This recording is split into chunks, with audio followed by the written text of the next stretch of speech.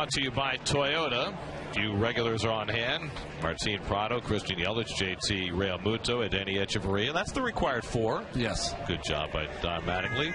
Robert Gsellman's first pitch to Derek Dietrich is outside, and we're underway. Can't say enough of what Gsellman did last year. Those are his stats, but you know, those 7 starts he made, so important for this ball club down the stretch. So aggressive. I think that was what you really loved when he came up.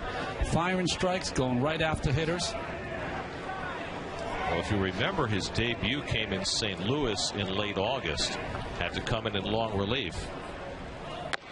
Went 3 2/3 scoreless. First time out, nobody knew what to expect. Mets won that game. They gave him a start the next week against the Phillies, and he just got better and better with each start. Another in a long line of Mets pitchers that have been coming up that are outstanding athletes too. Basketball, his forte. Here's a strike, 3 2. And by the time the season starts, he'll be able to show off more of his athletic ability than he did last year. Remember, he had the torn labrum in his non-pitching shoulder, so he couldn't swing the bat last year. Worst kept secret in all of baseball. I mean, a couple of teams like were going 2-1 and 3-1 on him. Like, what are you doing? And remember, the Phillies played the infield back against him when he couldn't do anything but bunt, and he actually had a bunt hit. Nice advanced scouting. He's not yet taking. Oh, we're off to a rough start. He's not yet taking batting practice, but he is taking what they call dry swings. So by the time the season starts, What kind of swings? dry swings, no ball involved, just swinging the bat. Jeez, I could be taken in so many different ways. I can't think of any other way in which to take it. Keith, would you like to elaborate? 8th pitch of this opening at bat, and Dietrich takes a call, strike 3. And so Gsellman has a strikeout. High strike called by David Rackley for the first out of the day. Okay, on to your Lexus Metsy defense. And this could be the lineup here against a left-hander. Bruce, Granderson, Cespedes. That could be your opening day outfield. It probably will be. Wilmer will get a lot of playing time, you bet, at first base against the lefties. You know, Walker, Cabrera, Reyes. This is the A-team out there. And Darno, of course, behind the plate. Just for your viewing pleasure, folks. That's why we're here, Keith. Martin Prado DHing today. Prado had a terrific year last year, hit .305, .359 on base percentage, re-upped with the Marlins, 3 more years, $40 million, signed through the 2019 season.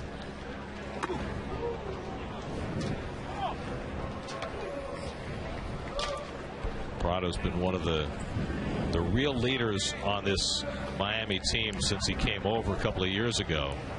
And leadership is something the Marlins needed in droves late last year and will again this year.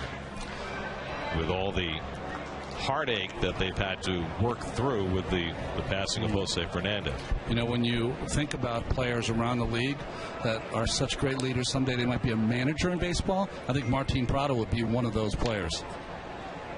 Here's Donnie Baseball. There's the good sinker by Gsellman, fouled off 2-2. You can have a mustache now, right, and a beard for the Marlins? I believe they have modified their facial hair rules. I don't think that you could get away with say a Brian Wilson or Johnny Damon. Keuchel. Kind of Dallas Keuchel. I believe neat and trim is the watchword. And Gsellman with back-to-back strikeouts to start his afternoon as he takes care of Prado 2 out. Well, you've heard their voices. This is what they look like. This is Keith Hernandez over here. This is Ron Darling here. Very good open, Garrett, by yourself. You showed me something. I think that's the way we should go. Next time you do it yourself. No, it's okay. We were thrilled that you had to do it, Garrett. But keep you on your toes. Here's Christian Yelich hitting 3rd in the order and takes the breaking ball down. Well, it's hot up here, huh? It's a hot day. 87 at game time. A little muggy.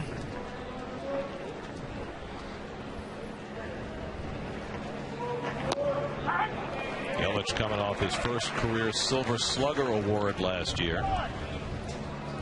He's won a Gold Glove, Silver Slugger. And he's 25 years old. Yes, he's got a nice bright future, and he still hasn't really filled out. He's going to get stronger. One of the puzzlements with this Marlins team, you look at their everyday lineup and you really like the pieces that they have, but they really underperformed as a team offensively last year. They finished 13th in the National League in runs scored. Well, they once again, Giancarlo Stanton couldn't play a full season, played 114 games, and he just makes such a big difference in that lineup. He did hit 27 home runs, but other than Stanton, there's not a lot of power on this team, especially since Justin Bour missed so much of the year last year as well. They hope he can stay healthy. Ozuna had a nice bounce back season last year. He hit 23 home runs. A lot of those in the first half, though. He did a lot of damage in the first half.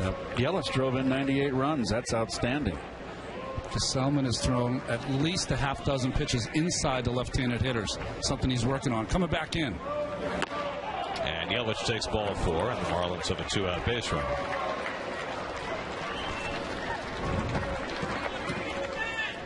Well, they got 3 guys in the 20s.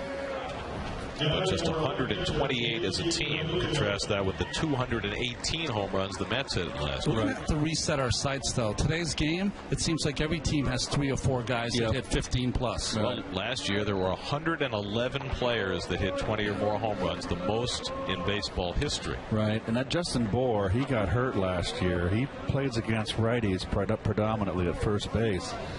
He's got a lot of power. He did that in 280 at bats, those 15 home runs. Here's JT Realmuto, who takes a strike. Now, the Marlins going into the season, they're talking about carrying 13 pitchers and only 4 bench players, and might not have a right-handed bat to play first base to complement Bour. So they're talking about maybe using JT Realmuto at first base when they face a left-hander. Well, I think we're looking at Gesellman in the first inning. This is what we saw last year, Ron. He comes after hitters. He throws strikes. He does not mess around. Yeah, that 3-2 pitch to Yelich could have been called a strike 3.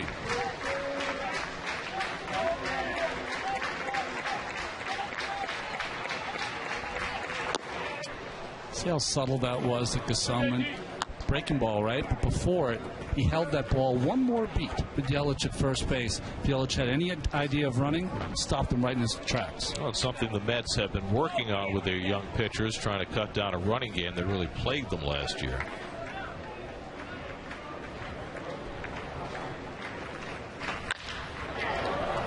Easy chance for Cabrera. Makes the flip to Walker, and that gets Gesellman through the Jose Reyes. Likely to be the opening day third baseman now, with David Wright on the shelf, battling shoulder issues. We'll talk more about that as we go this afternoon. Well, Adam Conley, you see the numbers he had last year. You know, Conley's from that school. Remember Randy Johnson, probably the best at his craft. Chris Sale, a guy that they drop down and make it nasty with a lot of different arm angles. Adam Conley's from that school. Too many walks, so 62 walks and 133.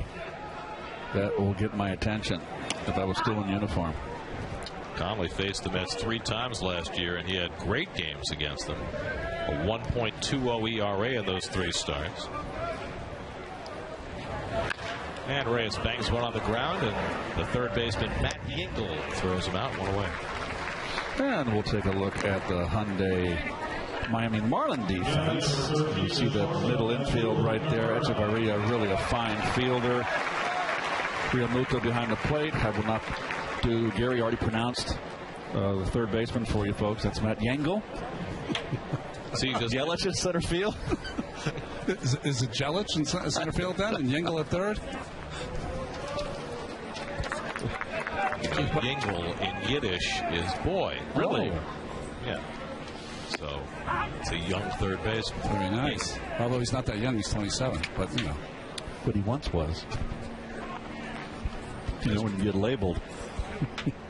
As Dribble Cabrera hitting second in the order. By the way, Keith, we're still in uniform. All these years later, this is a uniform that we're throwing on every day. Really? Your polo? Well, in spring training. Yeah. I like wearing the polos. Another chance for Yingle. Attaboy. 2 out. Atta Yingle. Oh, he throws over the top here. Watch him. A big tall kid. Right over the top. Nice true throw. That ball strays it an arrow. It's nice for the, not a string, Greg, in the truck. It's arrow with me. Straight as an arrow. He's trying to get you off the malapropism.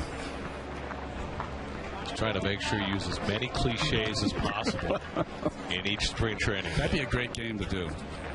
We'll call it the Bill Allman game. Yoenis Cespedes takes ball one, right? Wasn't Bill Allman the king of the cliche? Oh, Billy Allman. Yoenis Cespedes trying to start a rally with 2 here, boys.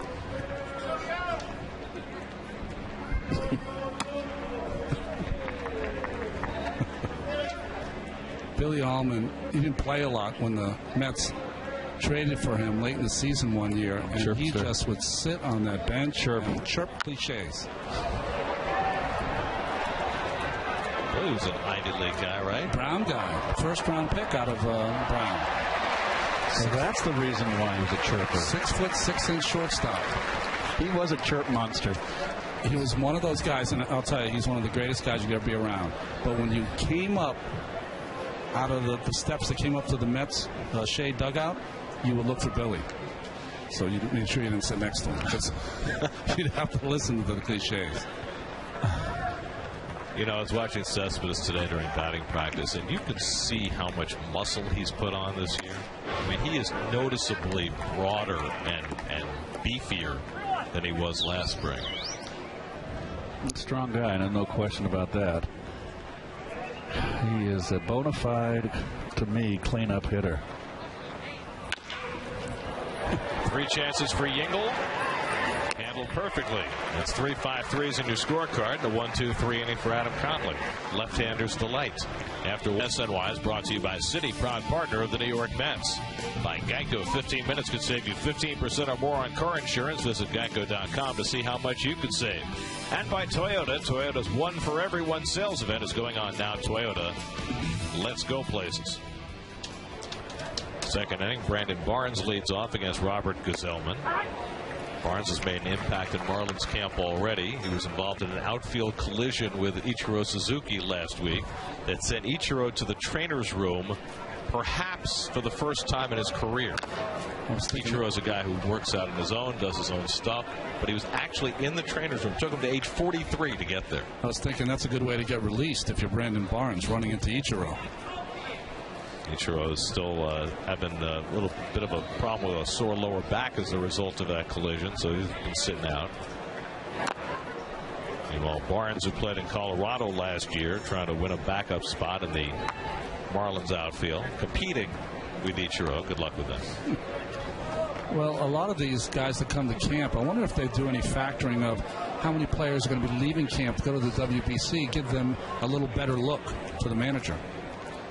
Well, in the Marlins case, 2 of their outfielders will be leaving. Yelich and Stanton both will be playing for Team USA, so that'll give Barnes some more playing time.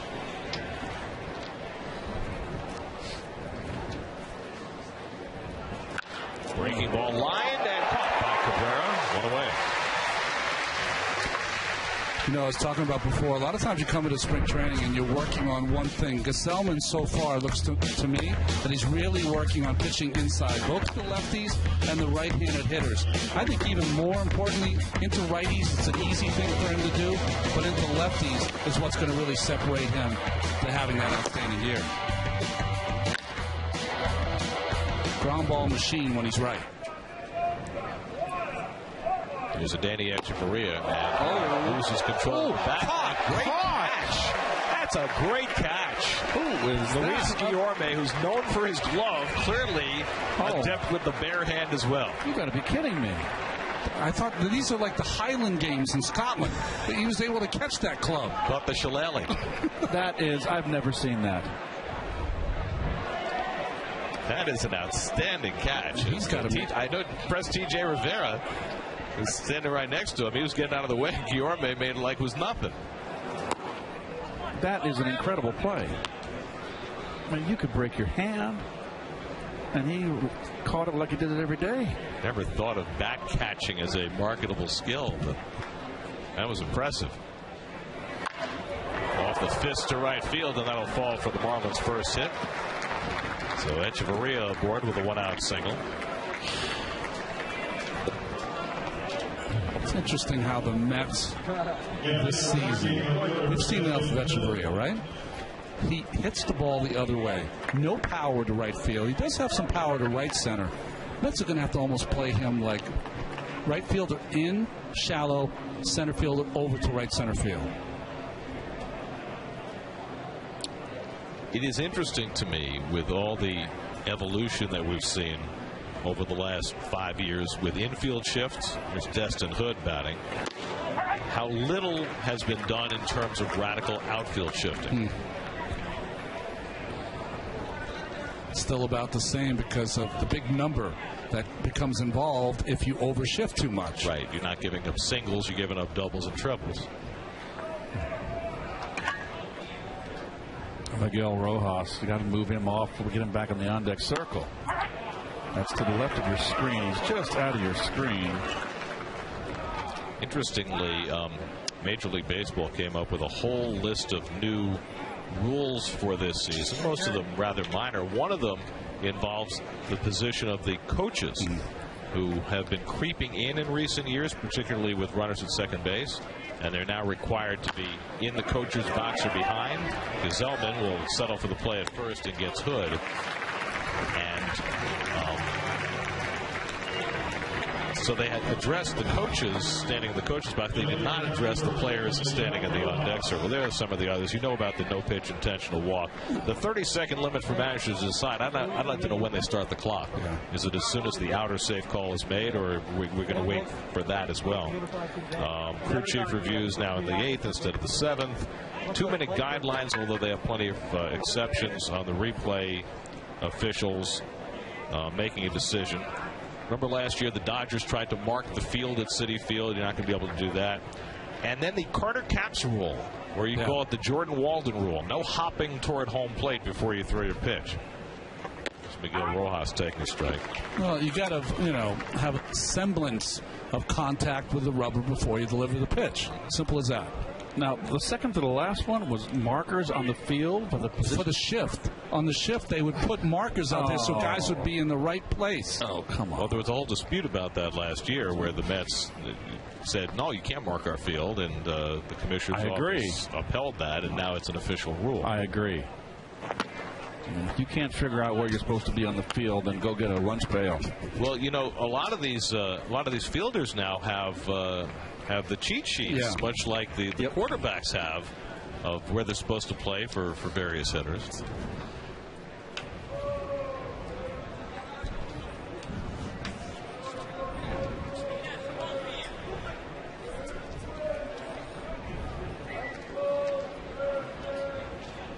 Miguel Rojas, who plays all 4 infield positions in a reserve role for the Marlins.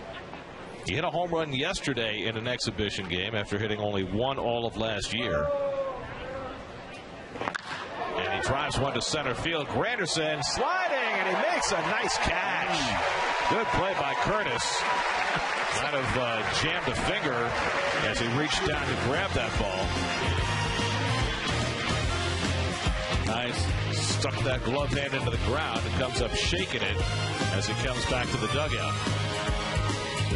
C.B. Buckner was looking for help. To the second in Port St. Lucie, and Curtis Granderson will lead off. Nice to see Curtis okay after making a sliding catch in center field and the last half inning. What did it look like he did? I don't know. When he came in, it looked like he got some gauze to soak up maybe a cut or something. Flies went out to right center. The wind blowing out that way, and Brandon Barnes retreats to get it. Now, how do you cut your glove inside your glove? I have never done it, but I was just thinking you could bend the nail back. But, a nail. Right? You could bend the nail back. That's right. That could happen. It's a backhand to the thumb. And he sticks the thumb into the ground.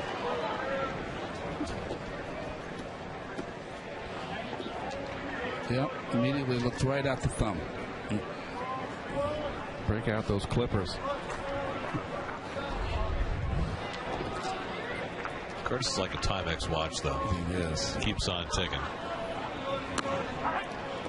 Walker takes a strike. I think the only time he's missed a significant time in his career is that those 2 fluke hit by pitches when he was with the Yankees. Well, those are broken bones. There's not much you can do I about know, those. right?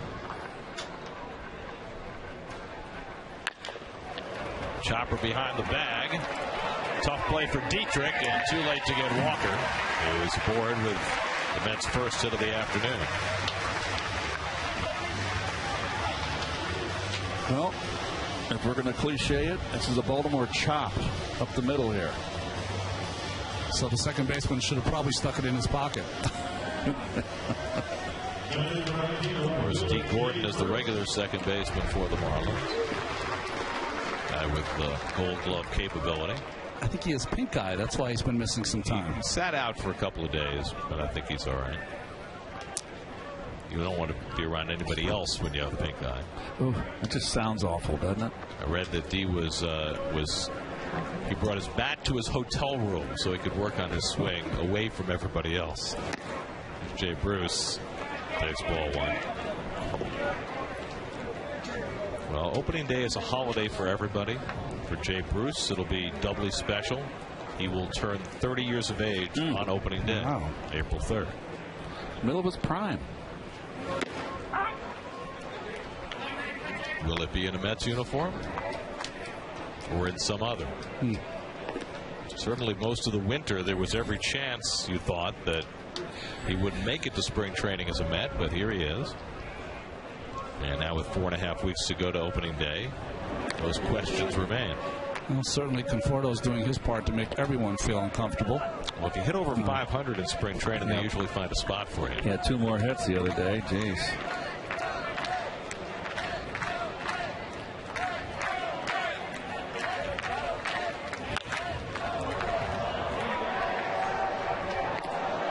MLB.TV Premium is back and better than ever. Watch every out-of-market game live on over 400 supported devices. Plus, enjoy almost 300 spring training games and the 2017 World Baseball Classic. Blackout and other restrictions apply. Visit MLB.TV for details. Conley ahead on Bruce, 1-2. Jay takes up and in with a changeup.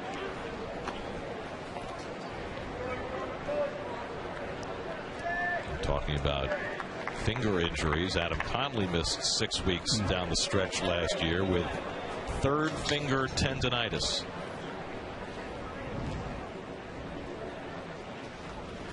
That's cracked into right field, but right at Barnes for the second out. So Bruce hit it hard.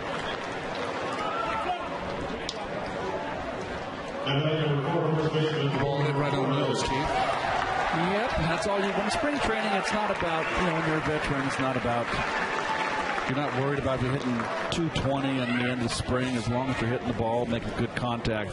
The hitter knows if he feels right.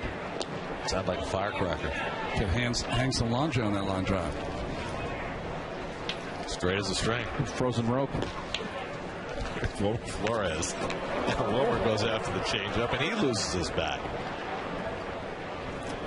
Adam Conley, one of the handful of pitchers last year that had a no-hitter and was taken out of the game while he had a no-hitter. 2 outs in the 8th inning against Milwaukee, taken out of the game because of the pitch count. And Donnie was none too happy about it, but he knew he had to do it. Think about it. There were stories from yesteryear. You could tell your grandkids, I had a no-hitter against the... Now it'll be, boy, I had a no-hitter after 7. Who broke it up? Nobody. Manager took me out. We'll see when they make the radical move to shorten the games to 7 innings, then there won't be a problem anymore. We're talking about some of the rule changes for this year, all relatively minor. Of course, there's been discussion about more substantial rule changes as far as pace of play, and Tony Clark, who is chief of the Players Association, was here today to talk to all the Mets players and talk to the media afterward. And he said, part of the problem is that a lot of the pace of play measures create a split among the players. Yeah. Because some favor the pitchers, some favor the hitters. Right? If you put in a pitch clock, well, the hitters might say, oh, that's good, but pitchers might not. That's short hop by Yingle. Showed a nice glove at third. He throws out Flores to end the inning. A hit and 1 left. We played 2 in Port St. Lucie with no score.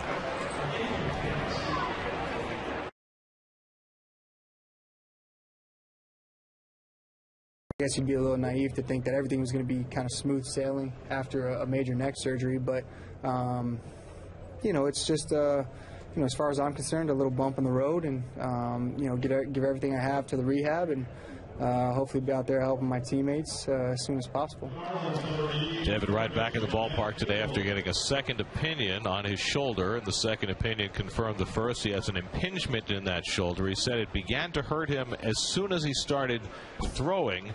He figured after 6 months of not throwing, maybe it was something routine, but it didn't go away, and that's when he had it checked out. Addison Reed comes on to pitch the third inning.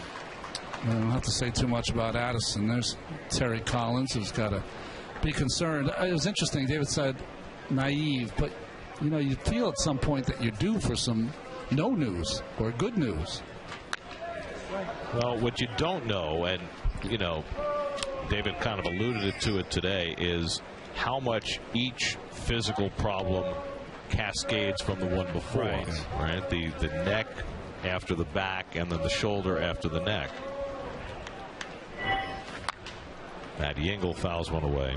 And David, David is who he is, and was very optimistic today. Called it a blip on the radar, a bump in the road. Says, says this is the worst thing that happens to me in my life. That's great, and we'll find our way through it. And he's very optimistic he can come back and play. And I don't think any of us knows that for certain, but he's got to keep that positive approach. It's the only way you can go through it. A lot of folks, what's he going to do now? He's going to do what you're supposed to do. He's getting paid by the ball club. He's hurt. He's going to rehab and try to get back on the field. That's what you do.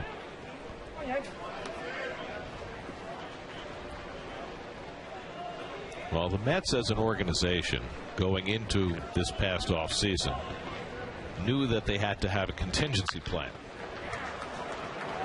Walker handles the ground ball, throws out Yingle one away, and in bringing Jose Reyes back, and I might add at minimum salary for this year, which was a masterstroke by Sandy Alderson, they kept themselves a contingency plan. Reyes could be useful in other areas if David was able to play, but was ready to go as the substitute third baseman if David wasn't. Well, having David, it's having Jose, you can go to a place where you expect nothing from David, but you would appreciate everything that you get. Everything and anything. And Jose last year, I thought, adapted quickly to third base. Thought he played a very good third base. And he brings speed to the ball club that was lacking very much last year. And he's taken the approach that he's willing to play wherever, if necessary, if David is ready to play. And to that end, he's begun taking fly balls in center field, place he's never played before. 2-1 to Dietrich. It's going to be interesting to see Jose in the outfield. I've never thought the ball in the air was his friend. The line drive over his head, the ball in the air on pop-ups. Always strong, of course, on those ground balls.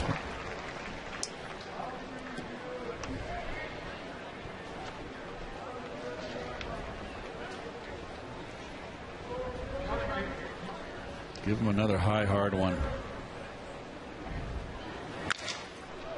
Looper, and easy play for Cabrera, 2 out. Guarantee your seats for opening day and the biggest games in 2017 with the Mets ticket plan. Choose from a variety of 20-game, 41-game, and full season plans that include potential 2017 postseason access. For tickets, visit Mets.com/plans or call 718-507-TIXX.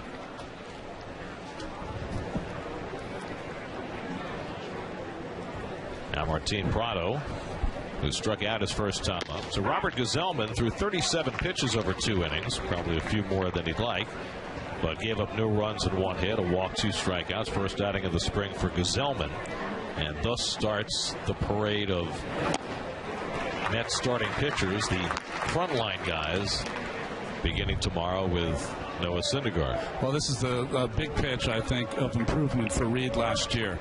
He got that arm angle on top of it a little more, and the slider was sharper. And a very easy inning for Reed. 2 ground balls and a soft line drive. That gets him through the third. We go to the bottom of the third. No score in Port St. Lucie. Dan Straley comes on to pitch for the Marlins. Well, fantastic numbers when he pitched for the Reds last year, who struggled to get wins. You know what's interesting about Straley? He's one of those kind of pitchers with not overpowering stuff. That a friend of his that was in the finance industry, and he kind of went to him to get some algorithms on what he should throw more often, what counts he should throw his changeup, when he should use his breaking ball against a certain hitter. If you're a power guy, it probably doesn't help as much, but if you're a guy who lives on the corners, I can see that helping. Travis d'Arnaud hits one toward the hole, and it sneaks through for a base hit. And Travis now 5 for 9 to start the spring, and when you get seeing eye hits like that, that helps. Well, once it gets by the third baseman, just out of his reach. Echeverria, who's really sure-handed, I think in the regular season he makes that play and makes a strong effort to throw him out. So now Matt Reynolds is DHing today, which means he gets to use none of the 5 gloves he's got in his locker this spring. Reyes has got him by 2. Seen a couple of hits here, d'Arnaud's and Walker's for the Mets. Something different that you wouldn't see at Citi Field. It's really hard in front of the plate, and it gets great top spin, which gets that ball through the infield.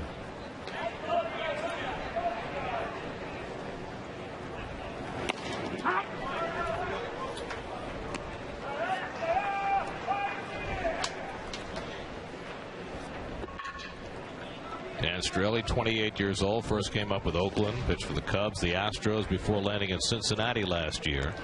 Marlins got him in a trade for 3 players, including pitcher Austin Bryce, who we saw last year. A couple of prospects. It's popped up. Yelich shading his eyes as he goes. And Reynolds retired, 1 out. Here's your Mets upcoming schedule, brought to you by WB Mason. We'll be on the air tomorrow at 1 o'clock. Mets and Astros. That's Noah Syndergaard's spring debut here in Port St. Lucie. On Pix 11 Sunday, when the Mets play the Cardinals, that'll be Matt Harvey's start. Ooh.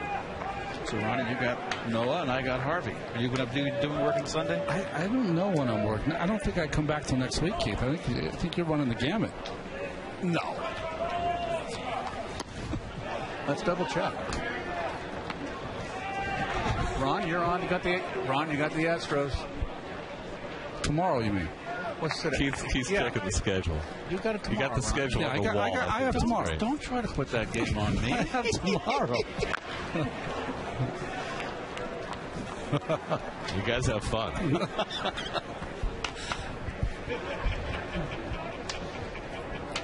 And try not to give Gary Apple a hard time, okay? Oh, you're working with Gary? Yes. Excellent.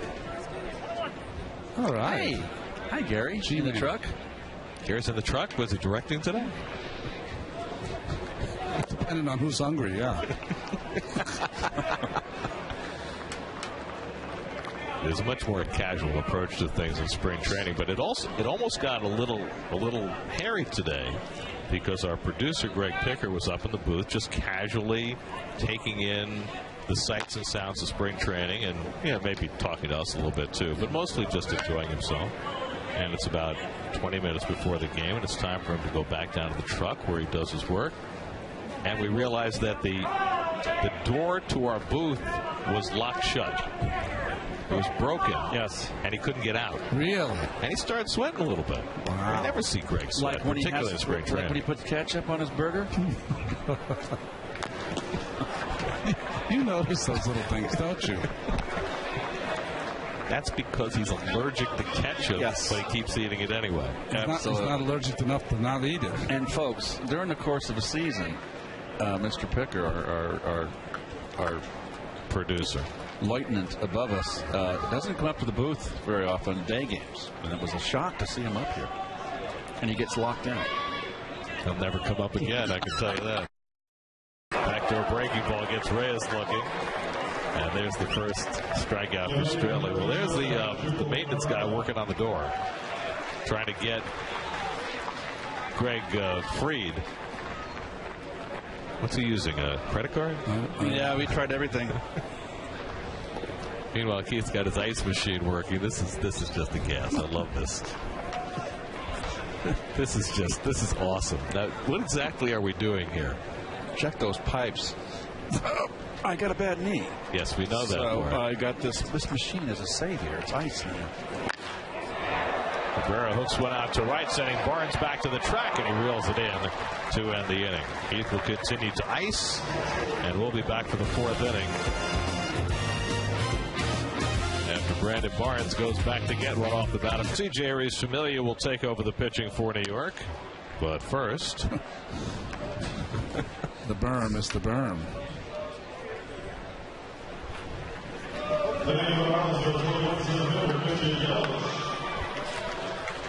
Let's go downstairs to Steve Gelbs, who's standing by with T.J. Rivera. Steve. Yeah, now we get to breathe a deep sigh of relief that T.J. Rivera's okay because Guillorme saved his life over there. Yeah, he did indeed. He saved a couple of players' lives. That was unbelievable. That might have been the catch of the day. I'm sorry for Grandy, his great play, but that play, he saved some teammates' lives right there. That was unbelievable. Are you going to get any grief that you ran out of the way and he just stood in there? Well, yeah, now it's all over the internet, I'm sure, so I'll probably hear some stuff, but I couldn't help but to dive out the way. That was unbelievable. He didn't even budge, so that was impressive. Yeah, we're seeing it right now, and I mean, he's got the best hands in the system, apparently, is what we've been told. I mean, you're catching bats and balls, so you got to give him that. You know, TJ, the other day, our last broadcast, we saw you play third base, we saw you play first base, we saw you play some left field, and Ron Darling actually said that this might be the prime time to be a versatile player in the major leagues. Do you feel like that? Do you feel like you're hitting the prime spot in terms of time where people are looking for that type of versatility? I guess it does help if that's what teams are looking for. Teams are looking for. But honestly, I'm just looking to expand my game, whether it be play different positions or have better at bats or whatever it is. I'm just trying to grow in my game, and then whether it be third base, first base, second base, outfield, I'm ready to hopefully get an opportunity to play. All right, what is your favorite position to play? And just between us, don't worry about them. What's your least favorite position to play, and why? Second base is probably my favorite. It's what I'm probably the most comfortable. But I guess my least favorite would have to be... Be honest. Yeah. It has to be the outfield just because I hadn't played that many games or that many innings out there. So it'd probably be left field or wherever. But I'm getting comfortable out there. Finally got my first fly ball, so that was sweet. It's always a good thing. Yeah. What's the biggest challenge, though? I mean, you are an infielder. Your whole life you're an infielder. So what's the biggest challenge about trying to go out into left field or wherever they throw you out there and learn a new position? Just knowing what to do with the ball when it's hit. I know what to do when I'm at third and at second and at first because I've played those positions, but knowing where the ball's going to go when it's in the outfield, when there's guys on base, when there's guys on multiple bases. So, and then obviously I have a lot more time to react out there. So learning that as well. When I'm at third base, it's a hot shot, so I'm going to be quick. I'm going to have to react real quick. But playing in left, I have to realize, okay, I have some time to jump here and I have some time to read the ball before I start breaking somewhere. Do you lean on players for that type of insight, or is it more, a Tom Goodwin on the coaching staff?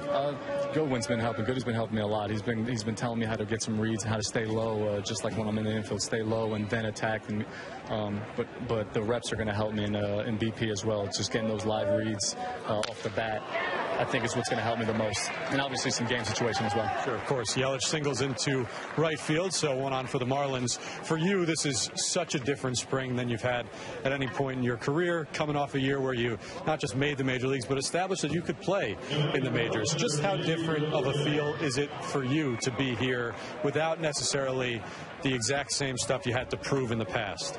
I'm always looking to prove that I can play, whether it be I'd made it last year or not. But I'm coming in with the same mentality. It was great to have that opportunity last year and to do what I did and to have some fun up there with the guys. But this year I'm coming in with that same mentality I came with last year, and that's just to try to prove myself and keep playing my game and not worry about the things I can't control, just worry about the things I can, and that's work hard and have good at-bats and just be ready for the ball wherever I'm playing on the infield. Anything specific you wanted to work on coming into this camp? I know there was some talk about, they loved your aggressiveness, but maybe trying to be a little more selective at the plate. Yeah, I think every team has the numbers, and they show what I do. So if they see that I'm a little too aggressive, they're not going to come to me with pitches to hit. It would make sense. So I'm going to try to shrink the strike zone a little bit, but I'm still going to keep my aggressiveness, and it's what I've always done, and I don't want to take that away from my game. But I do want to minimize, the swings out of the zone and then let them come to me just a little bit more. Yeah. What is the challenge though when you're trying to minimize the zone a little bit,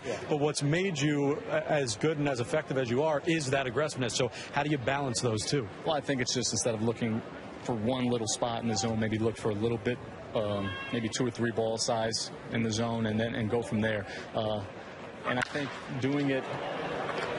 Come on, roll. You want to call that play? Oh, almost. I thought that was Evans out there for a second. But yeah, I'm gonna try to keep working on it off the field. But when I get in the game, I gotta just keep my aggressiveness, keep my approach that I've always had. But when I'm practicing BP and doing things of that nature, I'm gonna really work on seeing the ball and knowing where it's at in the strike zone. All right, I don't know if we were on camera for that, but a whole lot of bubble gum on the side right here. You handled that pretty well, TJ. Appreciate the time. Good luck Monday heading to the World Baseball Classic. Have fun. Thank you. Appreciate it. All right, Gary, back up to you. All right, thanks, Steve. And interview with TJ brought to you by Citi. Brandon Barnes at the plate facing Jeurys Familia with 1 out and 1 on. There's the good sinker by Familia. Barnes lined out to short his first time up. TJ Rivera is in a fascinating situation with this team. He came up to the big leagues, hit .333 last year. Wasn't a lot of at-bats, but it was what he had done in the minor leagues throughout his career.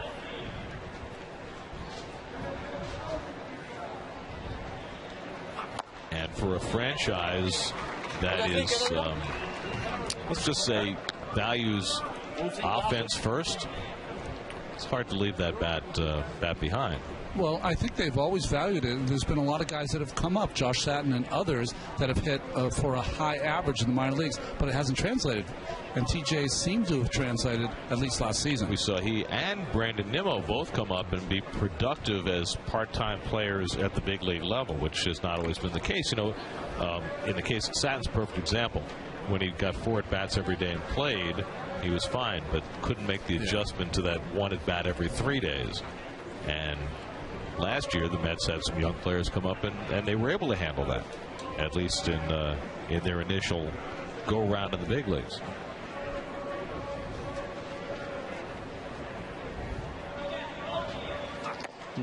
As far as Familia is concerned, he'll be leaving for the World Baseball Classic to play for the Dominican Republic in a couple of days. And I mentioned Tony Clark was here today, the head of the Players Union. He was asked whether the union has heard anything about when there's going to be a disposition of Familia's suspension, and he said no. I think everybody thinks it'll probably come sometime after the WBC. But certainly before opening day, you would think some kind of decision is going to come down about how much and whether Familia is going to be suspended.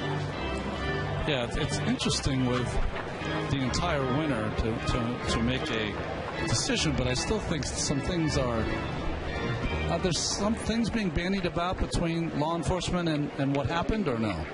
Or just Major League Baseball and Familia and his family? Who knows? I don't know, and I don't think any of us is really privy to that. I think, what the Mets want more than anything else, and I'm sure Jeurys himself, is just some clarity to know how to proceed.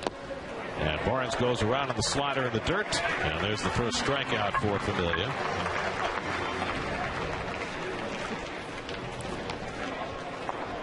Today at 5, Joni Schwartz and a panel of New York sports writers tackle all the latest from the NFL scouting combine, plus up-to-the-minute reports from both Mets and Yankees camps. Daily News Live presented by Citi today at 5, only on SNY. Red Sox camp might make that 5 o'clock show. Well, there will be an unexpected guest at the combine today because apparently David Price, who had an MRI on his elbow after feeling some pain in a side session earlier this week, is going to the combine because both Dr. Andrews and Dr. Elatrati are there. So he's going to be consulting with 2 elbow experts, and every Red Sox fan is going to be holding their breath. Price didn't pitch his best last year, but still, I think 17 or 18 game winner.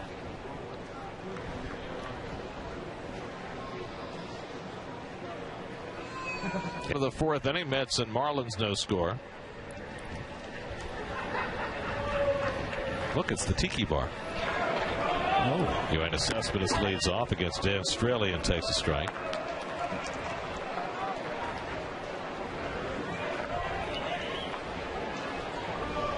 Cespedes grounded out his first time up.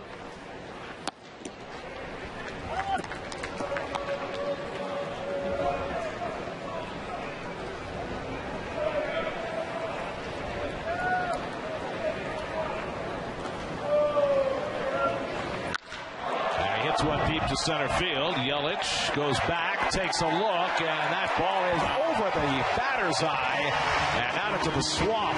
An enormous home run off the bat of Cespedes. His first home run of the spring, and it was a monster. And Keith, you've been coming there a long time. How many balls have you seen go over that? I don't think I've ever seen it. Have you? No. David Wright hit one a couple of years ago, but there aren't that many. And he cleared it. We used to always say in the day, that's where the men hit it. Yes. Or, they serve any food on that plate? Wow. That's impressive. All right, so we've seen two enormous home runs here in the first week of games. We saw the one that Harper hit to the back of the berm in right center, and we saw that one over the batter's eye from Cespedes. Bell tie out over the plate.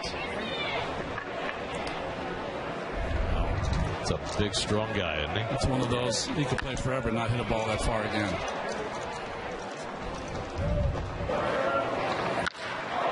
Beautiful balance, and I don't think Straley is going to throw that pitch again. At least not that man. Well, Straley led the National League in home runs allowed last year. He might not have given up a longer one than that, though. That would have been over the apple at Citi Field. Oh, yeah. Well, it's 410 to center, the same as it is at Citi Field.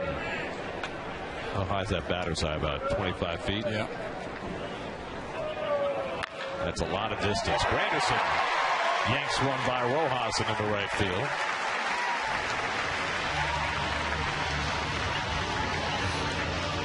And I think that's going to be the end of Curtis's day. After he banged up his thumb earlier in the game, he'll go get some ice on it. And Brandon Nimmo will run for him.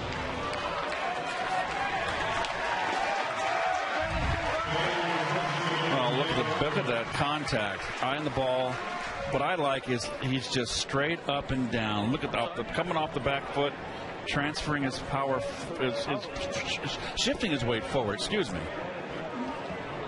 And that is sweet to look at. That's no question about that. So what he's doing there is transferring all that power off the back foot to the contact area to the front foot, huh, Keith?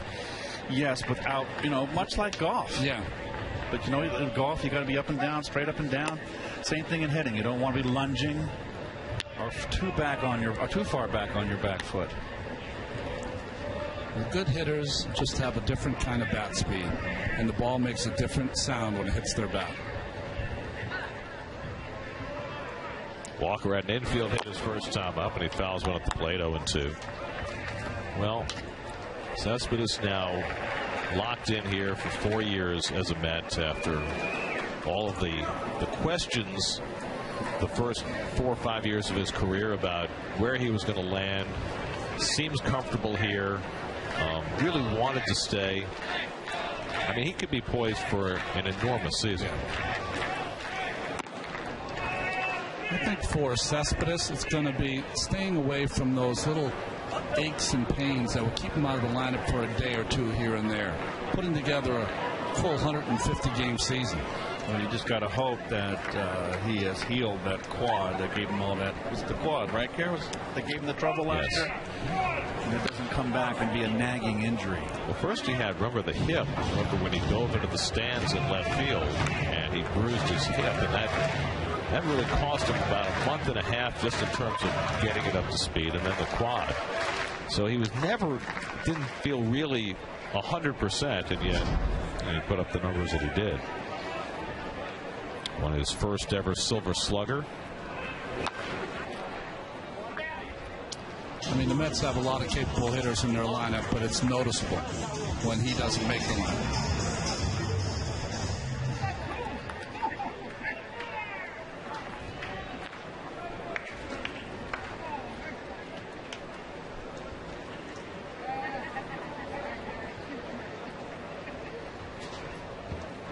Walker had an infield hit as a right-hand batter his first time up. Now up from the left side against Selig.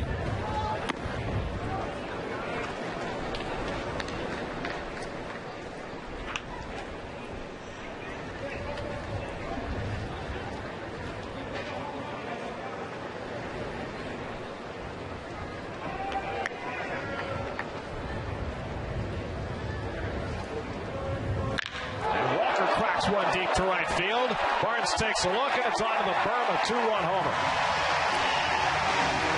Neil Walker with his first home run of the spring, a 2-run shot. So Cespedes and now Walker go deep in the fourth, and it's 3-0 New York.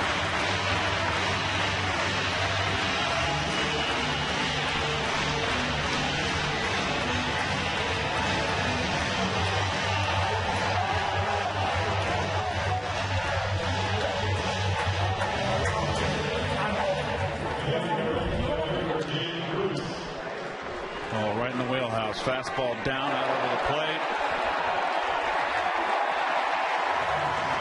Both balls out over the plate. Hit a ton.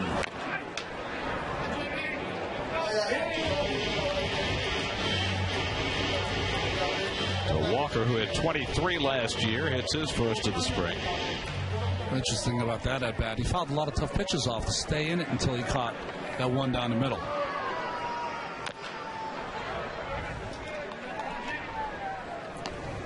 You know, the Marlins have had to do some work on their rotation. As you look at the Mets home run numbers from last year, with the death of Jose Fernandez, they still lack a true ace, but they brought in a Straley, they brought in an Edison Volquez. But it's hard sometimes to evaluate a guy like Straley, who gave up more home runs than anybody in the National League last year. And it's easy to say, well, he pitched in Cincinnati. It's a great home run hitter's ballpark. He'll do better in that department in Miami, but you don't know that. No, that's not necessarily so. Some pitchers just doesn't matter where they pitch, they give up home runs. You know, he's a control pitcher, so if he's off just a little bit and the ball's centered, he doesn't throw hard enough for the guys to foul it back. They hit it over the fence. But still, he did something right. Yeah, He's got 14 wins in today's game. 14 wins is a lot of wins. 14 wins on a bad team. Yes. He gets Bruce on strikes for the first out of the inning. Second strikeout for Straley. And Straley, who used to run with the Thundering Herd. Marshall University. Oh, yes. Leo Marshall. Here's Wilmer Flores, who grounded out his first time up.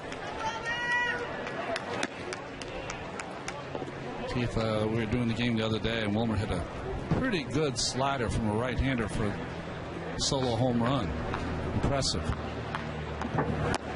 Well, I think Wilmer's comfortable now in the big leagues.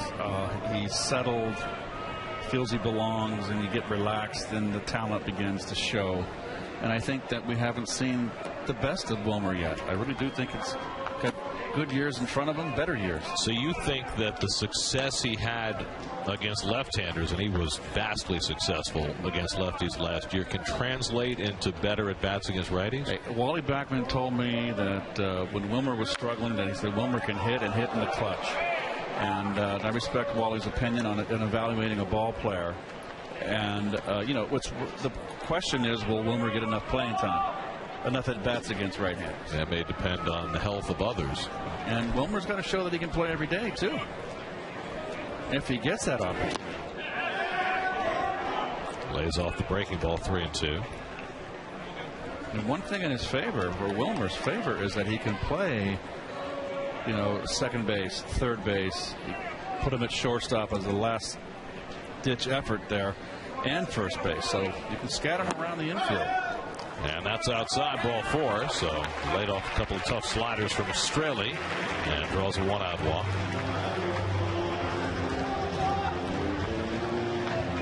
they always play Johnny Cash as I walk the line when someone walks here?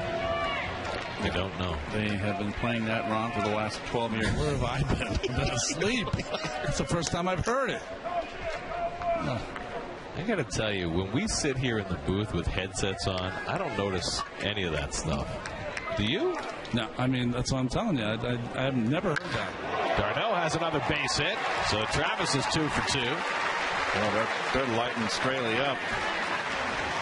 4th hit of the inning.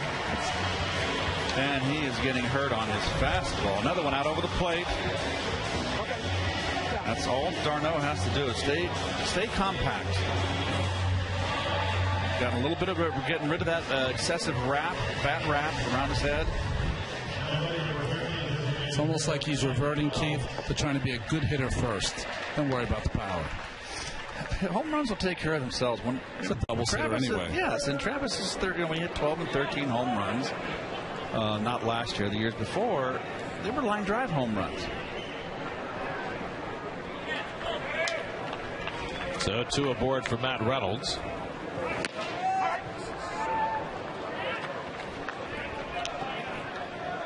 I was talking to Matt today. He spent the winter in Dallas, where he makes his home now, working out with Noah Syndergaard, which meant that he had access to the same facilities that Noah was using and the same nutritional plan, which means that Matt has partaken of the bowl of doom. The bowl of doom, that's venison and stuff, right? Venison and beef and eggs and spinach. It's a paleo dream, or a nightmare, depending on your point of view. Keith and I would curl over with a heart attack. Well, maybe I would. Be good for a doubleheader, though.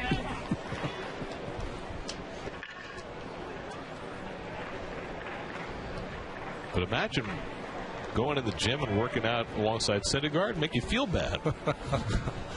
Right. Yeah, exactly. And Reynolds lays off, and it's 2 and 2. It's like Russell Crowe's character in Cinderella Man when he pummels that boxer after a bowl of hash. He said, imagine what I could have done with a couple of steaks. Well, there's Glenn Sherlock standing to the home plate side of the coach's box, which today is in violation of the new directive from Major League Baseball. I guess I'll get a note. That's strike 3 called, and Reynolds is caught looking. That's the 2nd out of the inning. This is what the new rule is designed to address, because what's happened over the last few years with the runner at second base is these third base coaches have moved closer and closer to home plate and put themselves, and I guess, in harm's way. Don Mattingly make a pitching change. Straley done after an inning and 2/3. Lefty Nick Jose Reyes steps in to face Nick Morande with 2 on, and it skips out of the way. Reyes up for the 3rd time. He's grounded out and struck out today. Mets have 3 runs home here in the 4th on home runs by Cespedes and Walker. There you see Morande's numbers last year. Drafted by the Los Angeles Angels, made his debut with the Seattle Mariners a few seasons ago, and selected from the Rule 5 draft from Cleveland by the Marlins. And that one hit Reyes in the foot, and that'll load up the bases. That was not even close. I think he got on top of that slider a little bit too much. I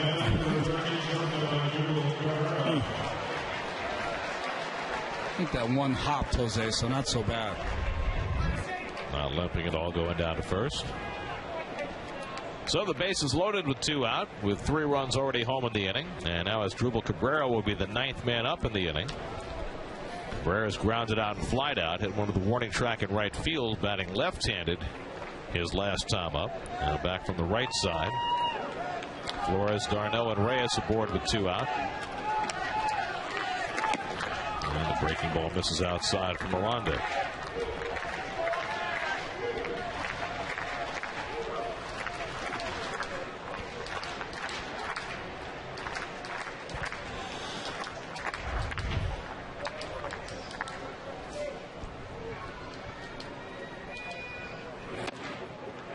And 2-0. So Miranda's thrown 4 pitches and none has come close to being a strike. Yoenis Cespedes, who led off this inning with a monstrous home run over the batter's eye, now standing on deck.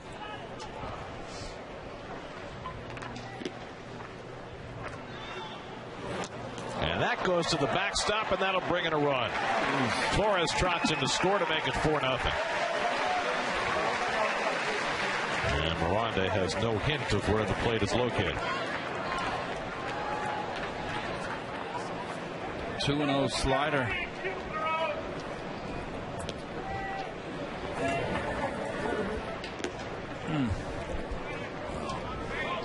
So a hit batsman and a wild pitch. Now 2 in scoring position with 2 out, and a 3-0 count on Cabrera.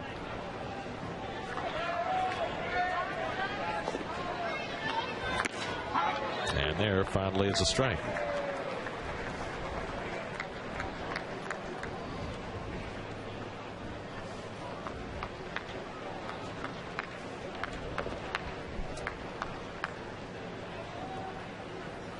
And there's ball 4 to load him up for Cespedes.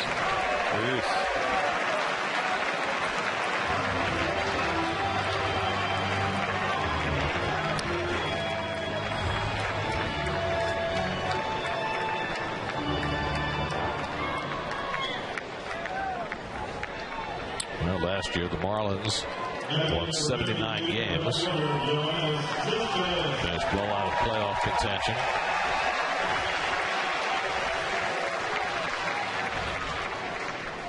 Faded down the stretch. Well, it wasn't a very strong division last year.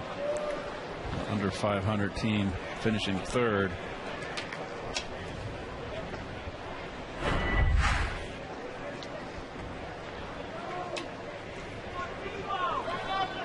Well, another chance for Cespedes after he launched one deep into the swamps earlier in this inning. And a first pitch curveball misses for ball 1. I always say that Cespedes has a chance to have a Vaughn Hayes inning.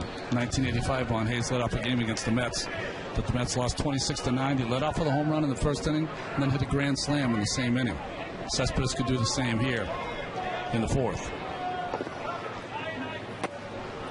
If Miranda can bother throwing him one of the strikes. I'm not in charge of that. Did Tom Gorman start that? Yes, he did.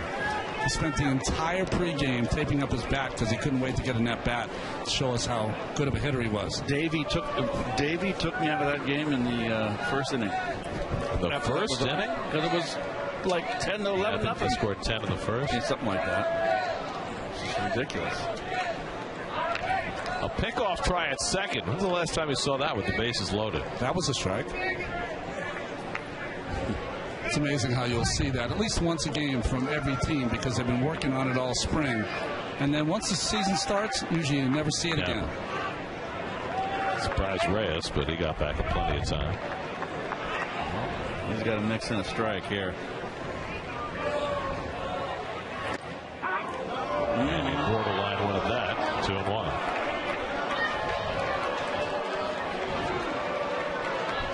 You can almost see when certain pitchers come in, you know, they have limited opportunities.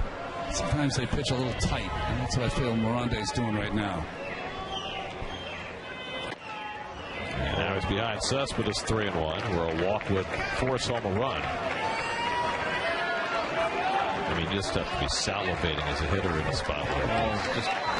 He's so wild, you don't know if he's going to throw a 3-1 strike. Just don't swing out of your shoes here, that's all. He can swing out of his shoes. 3-2. You can see it's very muggy. It's up to 91 degrees now. Don't get too many March days like this. So now everybody will be in motion. Darno, Reyes, Cabrera will all be moving with 3-2 and 2 out.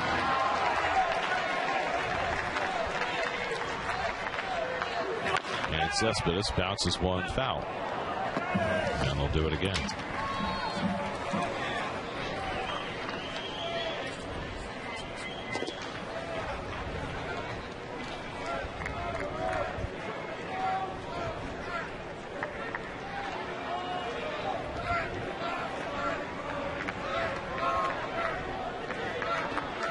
Darno, Reyes, and Cabrera get set to take off.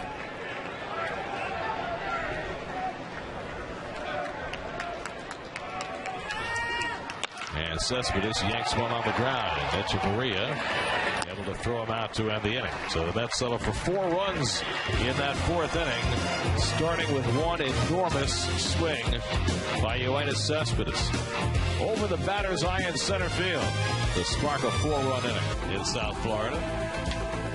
Makes you want to get up and dance. Yeah, except you can't. I can hold your water bottle. Brandon Nimmo, the pitch ran, stays in the game in center field. And Tom Gorzolani, an important outing for him very early in the spring, only because the first one went so poorly. Yeah, he came in to save the game in the 9th, and it all went awry. 7 runs allowed in 7 games last year, and limited activity with the Cleveland Indians. Destin Hood will lead off for the Marlins, and he pulls one on the ground right at Cabrera. 1 pitch and 1 out for Gorzolani, and he's already doing better. Well, Robert Gazelman had a successful spring debut, and he's standing by with Steve Gelb. Steve? Thanks a lot, Gary. Robert, just initial thoughts getting into your spring debut here, first game of spring. What are you trying to work on, and how'd you feel out there? I feel pretty good. I'm just trying to work on, a backdoor sinker and a front hip sinker. Last year I learned it from Bartolo, so hopefully I can get something like his. By the way, we're going to get showered with sunflower seeds by Gazelman's roommate here, Noah Syndergaard. That wasn't that bad, though. Yeah, he's going to get it later. Don't worry. Keep throwing him. All right, as we wait for this to stop, or we just need to fight through it a little bit. Okay, we can fight through it? Yeah. This isn't the same type of pressure you experienced last year.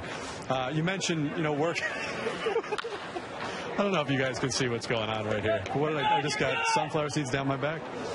Noah Syndergaard's going to have to do this tomorrow, FYI. Repeat the question. All right. I didn't even have a chance to ask the question. So the question is, like you were talking about, we saw you trying to work on a couple of things, trying to pitch inside to both the righties and the lefties. How much... Hey, you're going to get it tomorrow, big time. I apologize to all the viewers about this right here. We apologize for Thor. But how much has that been a focus of spring for you? How much is that something where you looked at the offseason and you said, okay, this is the one thing I want to work on coming into spring training? Last year when I was throwing a bullpen, Bartolo was watching, and I didn't throw the sinker left side of the plate, front hip to a lefty. And he was like, throw it. And I threw it a couple. And we came back over the plate. I was like, oh, well, new pitch. And it wasn't consistent, but, I'm just bringing it into the spring and keep working on it, and hopefully it turns into something well. How do you work on something like that? Is it just focusing on it in game, or do you have something on the side that you try to do? Just repetition. You just got to throw it over and over again, and eventually you'll get it. Last year, you shot onto the scene. To come into this spring training having had that success, is there a different level of, focus or a different level of understanding that, okay, I proved that I could pitch at that level. Now I need to go out there and just work on certain things and stay consistent? Yeah, definitely. After last year, it gave me a big boost of confidence. And, now going into this year, now I just got to be consistent and try to win. Robert, you held yourself up pretty well right there. You held up pretty well. Now we got to send it back to you guys. I'm sorry about that. This is Noah Syndergaard tomorrow is going to have to deal with this. I have to say, Steve, I have seen some sunflower seed attacks over the years. I have never seen a direct hit the way Syndergaard pulled that one off on you, pouring these sunflower seeds directly down your shirt. I also have baby powder all over me right now. He's sunk your battleship. Yeah. Don't worry. I have a funny feeling tomorrow's interview with Syndergaard is going to be a little dicey, too. There's a fiasco down there. Dietrich slices one down the line, and that's going to fall fair, and that'll bring in a run after a Sun-aided double, and now Dietrich running himself into an out. Wow. Not sure what he had in mind, but Flores puts on the tag. That ends the inning. So a Sun-aided double for Rojas, and then a flare single for Dietrich produces the first Marlin run, and then Dietrich runs himself into the third out. Kind of all of a piece with the sunflower seed episode, don't you think? And the baby powder. Awful inning. Horrible. Hitting one where very few have gone before, and the Mets have a 4-1 lead as we go to the bottom of the 5th. Matt Tomshaw spent the year in the minors last year, came up with the Twins, and now in the Marlins organization. Lots of strikeouts for innings pitched. Brandon Nimmo up for the first time, and he lines one up the middle on the first pitch he sees. And Nimmo has a base hit. Nice. Don't wait around. Get that first ball fastball, let it rip.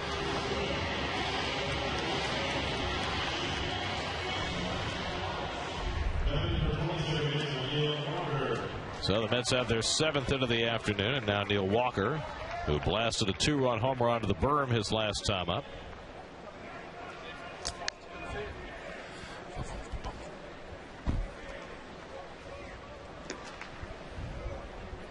Matt Tom Shaw, the 4th Marlins pitcher of the day, born in Kingston, New York, just across the bridge from Rhinebeck. Westchester County? No, it's on the other side. I guess that would be, is that Orange? Oh, Orange. Over the Tappan Zee that way? No, over the Kingston Rhinebeck Bridge. Oh, okay. Pulled down third. And Yingle gets the out at second. The turn by the new second baseman, Jeffrey Perez, can't be handled at first by Rojas, and Walker's safe. So they get the 5-4 force play for the first out. Furthermore, Clueless. Just not a good turn, not a good throw. Tough pick. Walker will come out for a pinch runner. Gavin Cecchini will run for him. So Cecchini aboard with 1 out. And now Jay Bruce will step in. Anyway, Tom Shaw, born in Kingston, but wound up at Daniel Murphy's alma mater at Jacksonville University. Huh.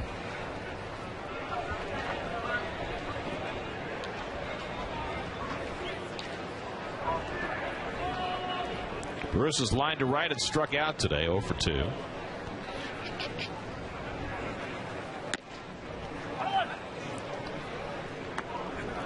Tom Shaw, when asked what kind of pitcher is he, said, I'm a 5th inning pitcher. Here he is in the 5th. Is there such a thing? I never heard of it. No, I was trying to make fun of Murph. So it kind of hit her right. I'm the 3rd place hitter. There you go. And so he is. Yeah. Interesting. It's interesting you say that, though, about a 5th inning pitcher, because the Marlins look like they're going to be approaching pitching from a little different angle this year, and not quite the Andrew Miller model that Tito Francona made famous last October. But they plan to carry 13 pitchers, including 3 long to middle guys.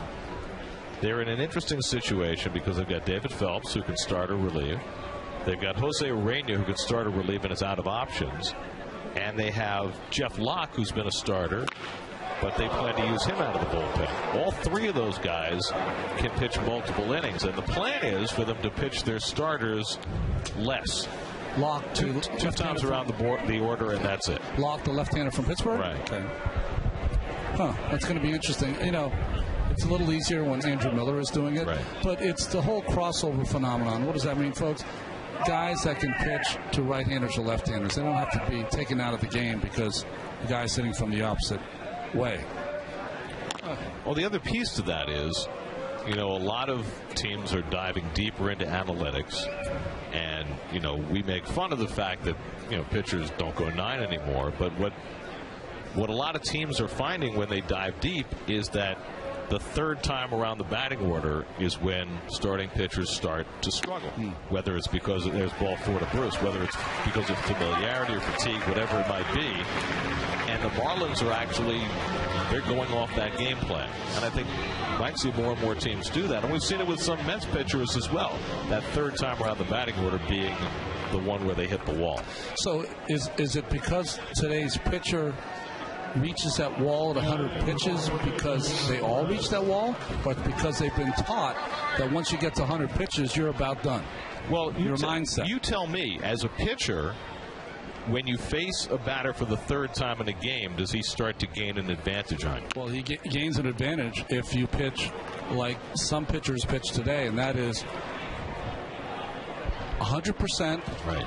Best stuff from pitch 1 to pitch 100, and there's no kind of finagling your way, massaging your way through the lineup.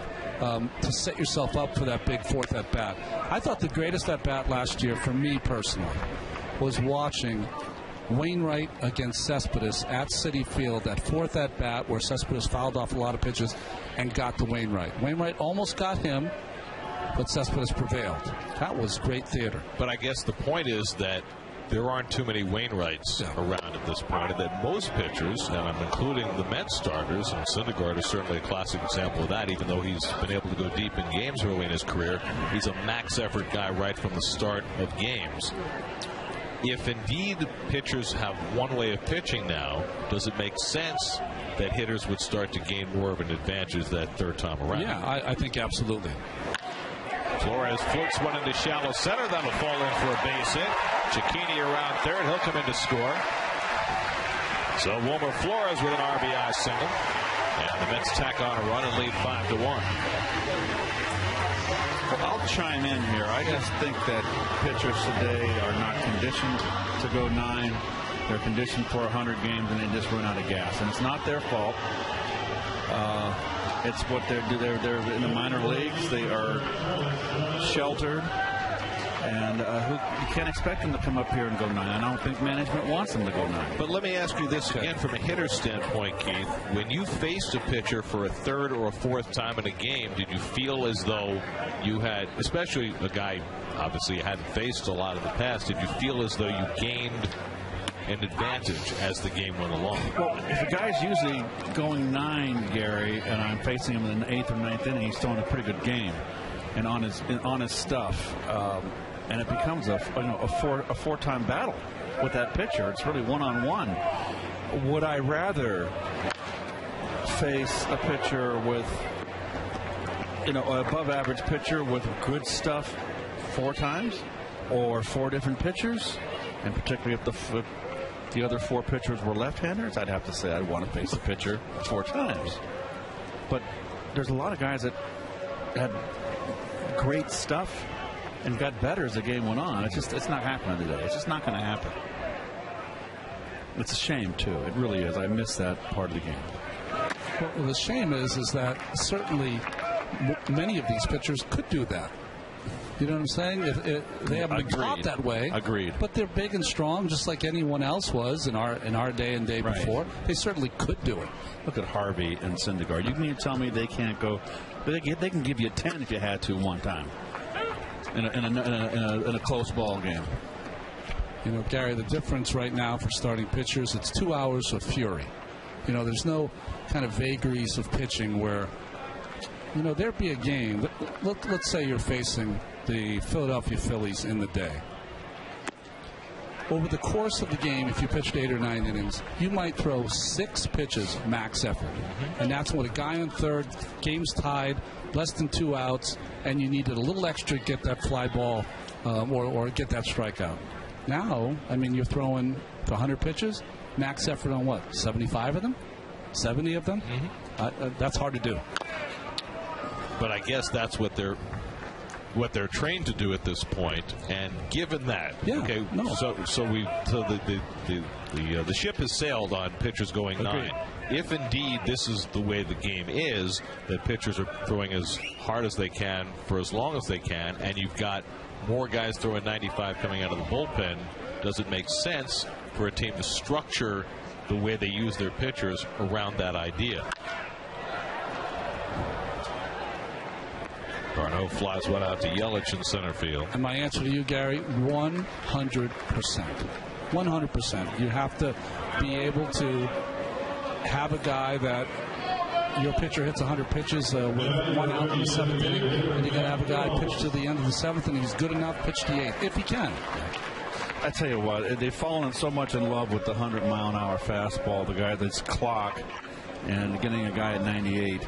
Those guys that throw low 90s, that know how to pitch and conserve their energy, put a little something extra when they need it, and pace themselves, Ronnie. Those are the artists, the real artists. And I think I miss that in the game. Throw down at first, and getting his hand back in is Dominic Smith, who came out as a pinch runner. As Real Muto threw behind him. I'm trying to think of a pitcher. Now, he had a bad year last year, but a guy that reminds me of how guys used to pitch is Zach Greinke. for the Diamondbacks. He is the guy that kind of lives at a certain point and then adds if he has to. Well, the guy who I've always thought among the modern pitchers who does that best is Justin Verlander. That's a great call, too. But he was 2 hours of fury for about the first 6 years. Right, but then he learned, and, you know, he's at a point now where he'll throw 92 in the first inning and 96 in the sixth inning if he has to. Right. 2-0 to Reynolds, and he takes outside 3-0. I just think they're not conditioned for it. I mean, look at Al Leiter. Al Leiter was an all max out kind of pitcher. Hard, pound you, and he'd go 9. So it's just not in today's game. It's not in the cards. But he also wasn't throwing 98 miles an hour. But still, he was a max effort guy. Yeah. He threw hard enough.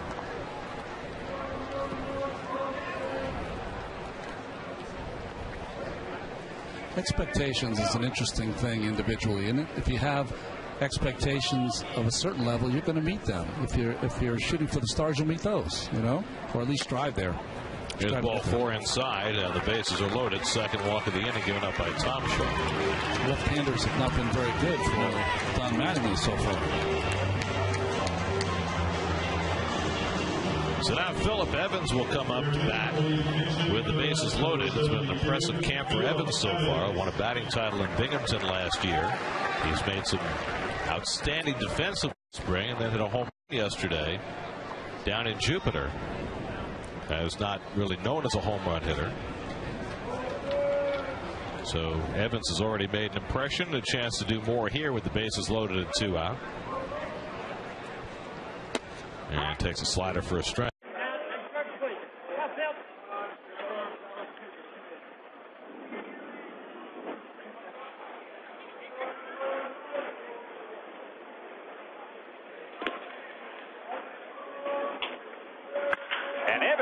One to deep left field. Back goes Hood for a look, and that is gone.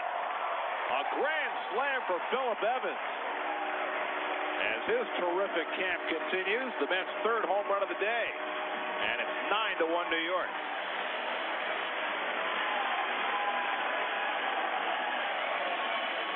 Keith, light pole power. Compact swing. No overswing here. Nicely done. You look a little bit like Adrian Beltre when he swings the bat sometimes. Down and in fastball. Nice compact swing. No overswing. Hits it a ton. He's short and strong. Yes, he is. Hit only 8 home runs in Double-A last year. That's the most he's ever hit in the minor league season, but now he's hit 2 already this spring, and that was impressive. Mets have put up a 5 spot here in the 5th inning to lead 9-1 after 4 runs. After 4 runs in the 4th. 4 in the 4th, 5 in the 5th. If you do that for a while, you're really going to have something. Good team. Now at the plate, the man who's made the best defensive play of the day without even getting on the field, Luis Guillorme, who performed a feat that I don't think I've ever seen before, catching a thrown bat as it sailed toward the Mets dugout, and did it with aplomb. It was a spectacular play and very nonchalant. Always known for his terrific hands as a fielder coming up through the Mets minor league system, it showed him off in an unorthodox way. Here it was.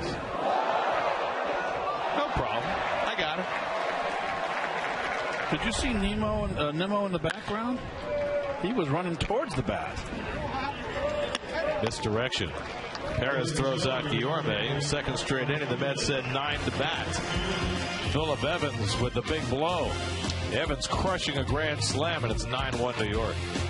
Short, and Phillip Evans, who just hit the grand slam, is now at third. Champ Stewart goes to left field. Travis Tyrone stays in right field. And the new pitcher for the Mets is right-hander Eric Goodell. Appeared in 35 games in 2015, 36 last year for Eric. Fastball, big overhand curveball, split finger changeup. Had surgery in the offseason to remove a bone spur. He's had elbow problems at times throughout his minor league career, but when healthy, it's been a very effective arm for the Mets. Yes. Martin Prado's 0 for 2 today, struck out and grounded out.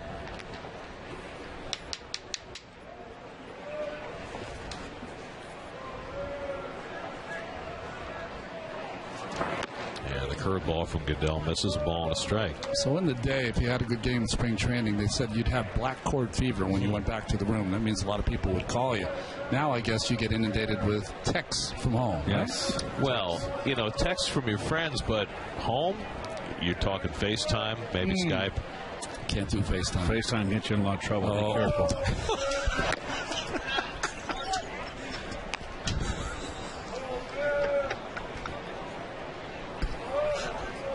I take it you have experience with this? No. I read the papers.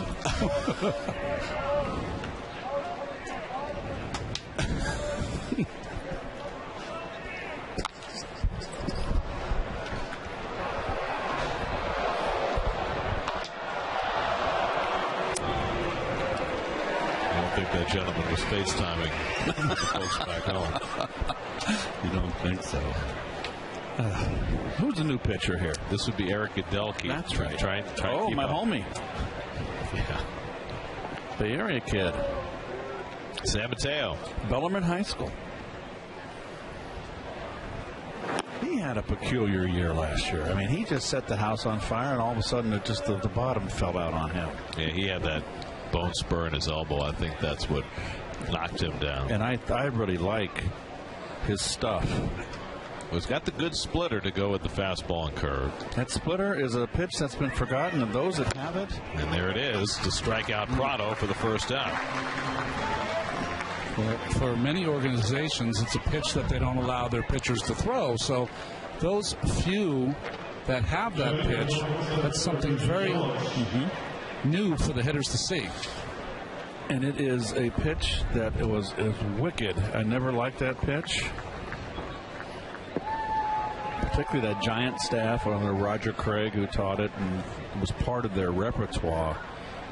Whereas when Bruce Sutter broke in with it, that's all he threw. Roger taught that pitch to Jack Morris. That's gave him that third amazing pitch. It is an amazing pitch.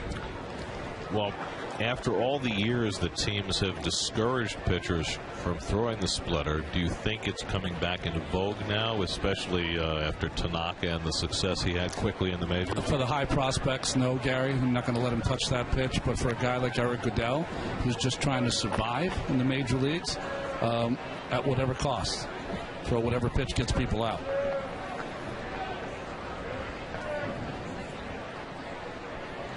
Christian Yelich has been aboard twice with a walk and a single.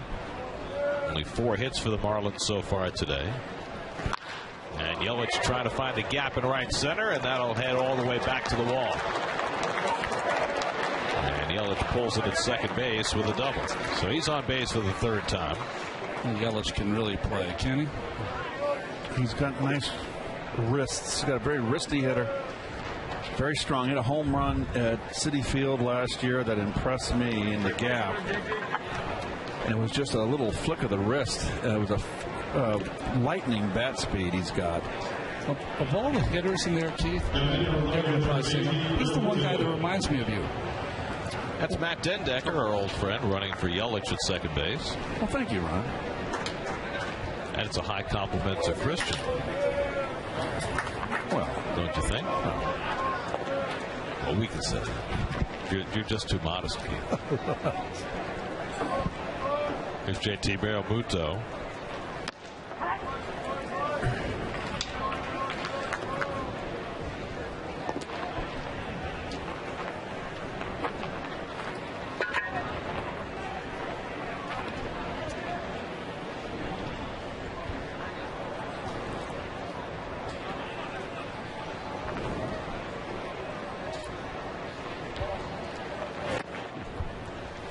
There's a moment in every spring training game for us that's very important. We get a caffeine spark. Oh, yes. There's a Starbucks down the street here in Port St. Lucie. Thank goodness. and somebody makes a run for us, and we're revived. Well, I wouldn't exactly say that, but we can't wait for it to come. I think it's David that makes the run for us, David Hill. We appreciate that, but he got my order wrong today. I don't like iced coffee. What did you want? Well, you got it right, but he meant iced. You wanted coffee. I wanted hot. That's as wrong as you can get, by the way. But I'm not complaining. It's 91 degrees. That's okay. You wanted Spanish. Hot coffee on a 91 degree day. I like it hot. Disco Inferno. I was thinking Jack Lemmon. Fly ball to center field. And Nimmo tracking it. Dendecker takes off, and he'll go to third after the catch, and that's the second out. Tonight at 6, join the discussion as a panel of team insiders connects with fans via social media to tackle all your questions about the latest Mets news. Plus, game highlights and up-to-the-minute reports from camp on Mets Talk Live tonight at 6, only on SNY.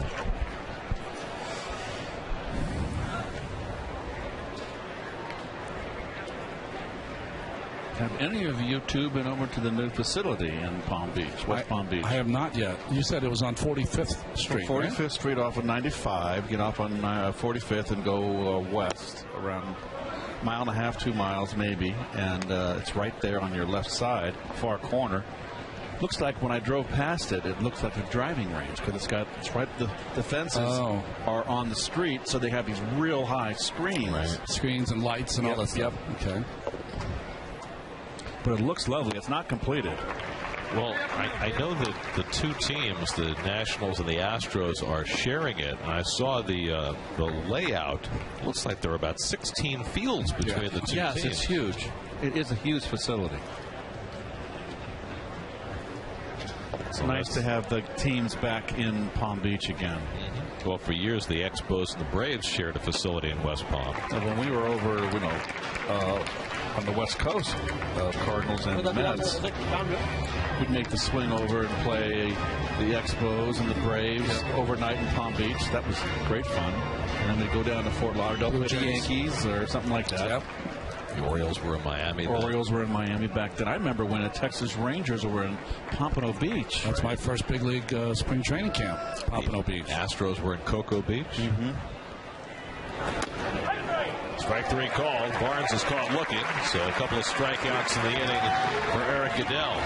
Mets have got good pitching this afternoon and lead it 9-1 going to the bottom pages, and we're going to try and figure out some of them as we go along here. Yeah, we're scuffling here. Let's see. Ramon Cabrera is doing the catch. Yes. There's a new first baseman, but I have no idea who it is. Do you? No. Okay, well, that's him right there. That's, I don't know. Oh, is that Tomas Talis? Might the catcher who's playing first base? See, that's the confusing part. They put a catcher at first base. So how could they do that? 18. Okay. That would be Talis. You're right, Gary. Good call. That's Yefry Perez. He was in before, Yefry Perez. That is Riddle. Yes, it's JT Riddle. Kind of like playing shortstop. Kind of like these changes. Yes.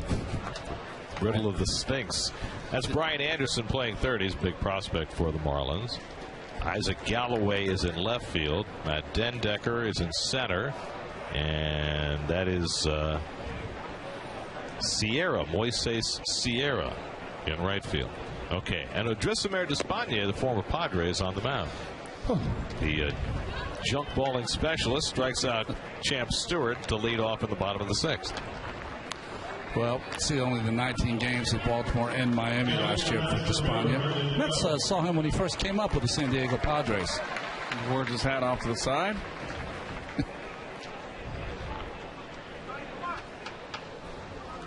Now Brandon Nimmo up for the second time at a base hit his first time up.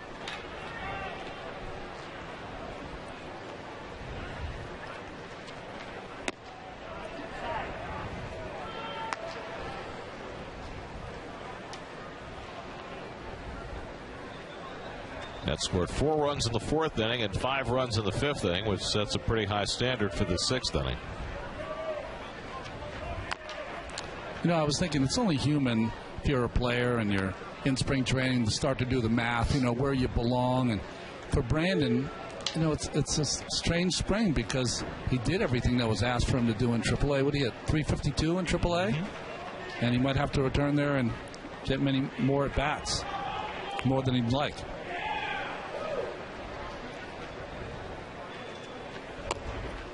Well, if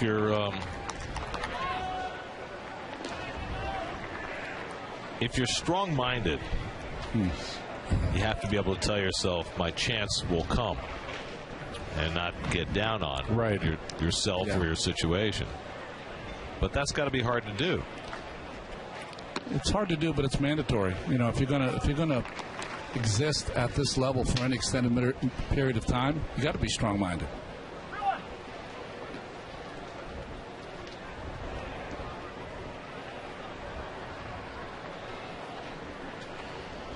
Despaigne behind 3-1. And Nimmo pulls one off the bag, and it goes right by Tillis and down the line. Nimmo's going to try for two. The throw by Perez got him. Jeffrey Perez with a nice recovery along the line as the second baseman went out to grab it, and he guns down Nimmo. That's a fine defensive play for the second out. And a good effort by Nimmo here. Look at the two off the bag. And it's a good way ahead here. Just try to stretch it. Even if it was a tight ball game. Took a good throw to get him right on the money. If he got him. Yeah, that would have been a replayed. Yeah. Well, they have 30 seconds to make up. I made my mind up right away. We would have had to give us time to go to get some coffee. Not iced.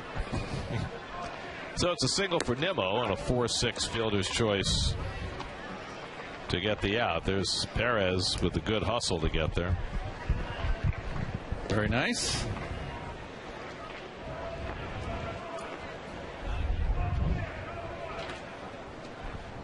Now Gavin Cicchini up for the first time.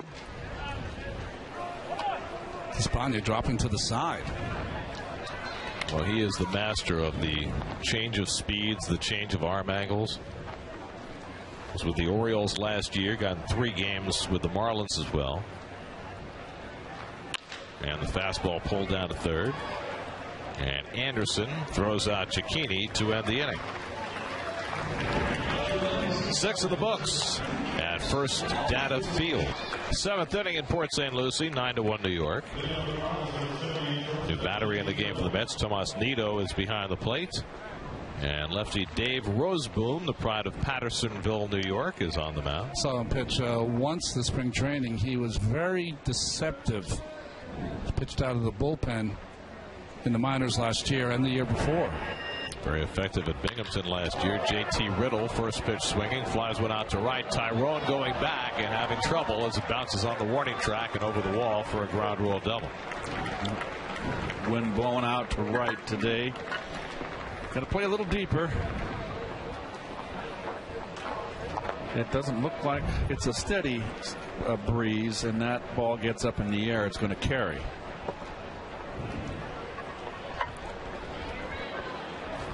Riddle was Mr. Kentucky baseball when he was a schoolboy. Reminded me, he went to University of Kentucky too, reminded me of Brad Wilkerson. I was asking you about that this morning. Brad Wilkerson was a Mr. Kentucky also. Brad Wilkerson would have been a national during your year there. He had a good year, really good year. Here's Isaac Galloway. Galloway up for the first time, came in to play left field.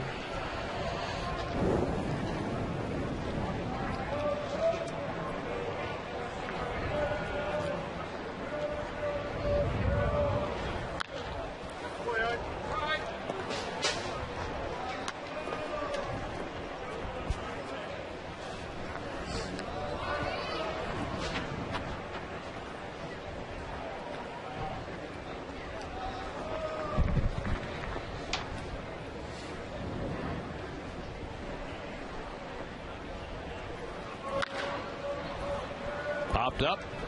Another chance for Tyrone. Tracking it with the wind, makes the catch. Tagging at second is Riddle, and he'll go over to third. No. He's not playing that wind very good. That ball's not deep enough for a runner to advance right there. He kind of drifted. But I'm not going to get picky here on spring training. But if you're a young guy trying to make a ball club, those are little things a manager's going to look at and notice. Save all your good stuff for April to September, Keith. Okay.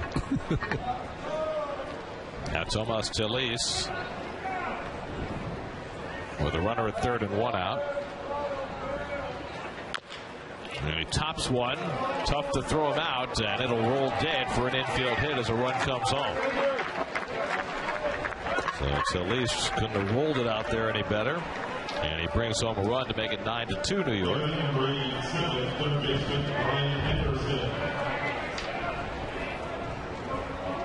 Little grub worm. I haven't heard that one in a long time. Killing worms right there. I have that vision of you coming off the mound, Ron, in 1985 with your bare hand on a ball like that. He's out. And then you were done the rest of the year. That's right. Here's Brian Anderson. How many Brian Andersons are there in the game?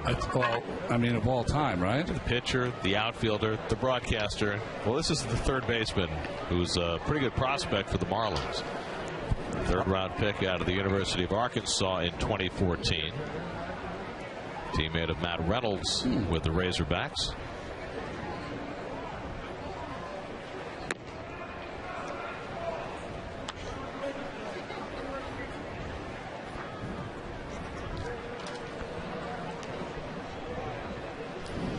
Played at single A and double A last year. Hit 11 home runs all told.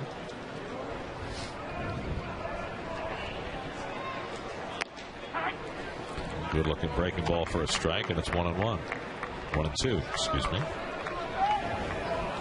Roseboom is the kind of guy of the bullpen that could have kind of a. Remember Javi Lopez, the guy who pitched for the Giants throughout those championship years? He could be that kind of lefty. Well, he had a special year in Double A last year. 52 games, pitched to a 2.03 ERA. Just 34 hits in 58 innings.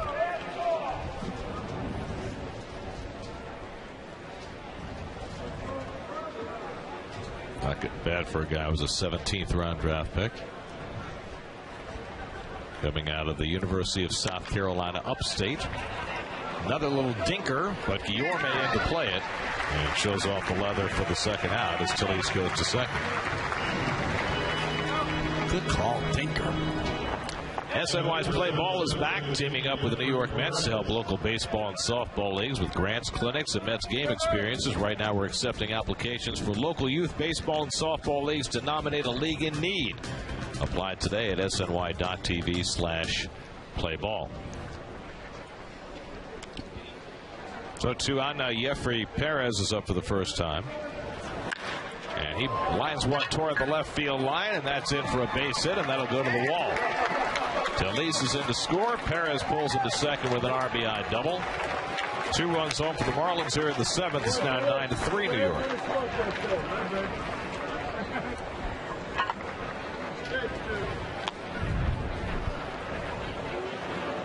Ball's up in the strike zone. Not in enough. And Roseboom's the kind of guy that has to keep the ball down. A slinger, 3/4, probably got a good sinker. Now Chris Hu will come up in the DH spot where Martin Prado had been.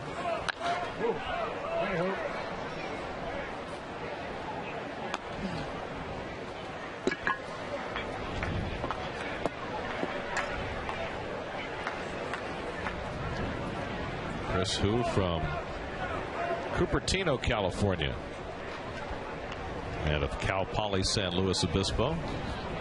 Is that near you also, Keith? Cupertino? Is that near San Jose? San Luis Obispo? No, Cupertino. Yes, that is Cupertino is south. It's a beautiful area. Is that by Santa Clara, I believe?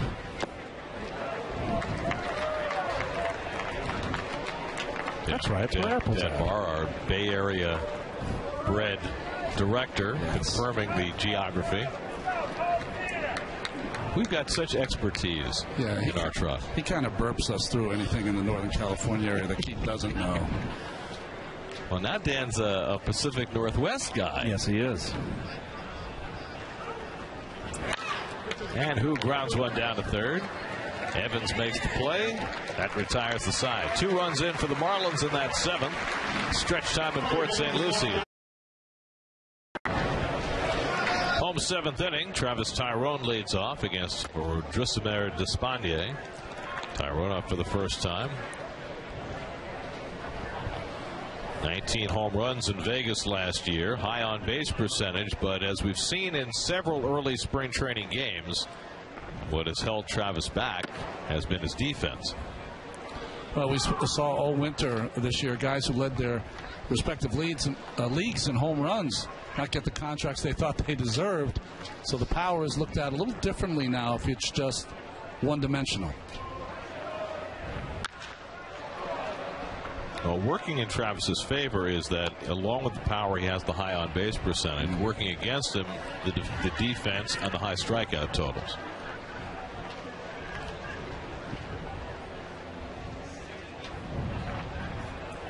Dominic Smith waits on deck to bat for the first time.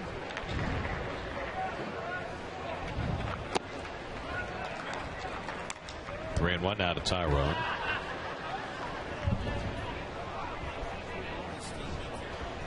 Mets have hit 3 home runs today. Cespedes, it went over the batter's eye in center field. Walker hit a 2-run shot onto the berm, and then Phillip Evans added a grand slam. And that's taken the other way, a base hit for Tyrone. So an opposite field single, and right about where Neil Walker's home run landed in the 4th inning, Steve Gelbs is out there trying to get a sense of the berm. Steve? Yeah, you know, Gary, I was actually just trying to get as far away from Noah Syndergaard as possible, and I hear you guys talk about the berm all the time, so I came out here, and it's such a, I mean, you can take a look now, it's such a cool experience.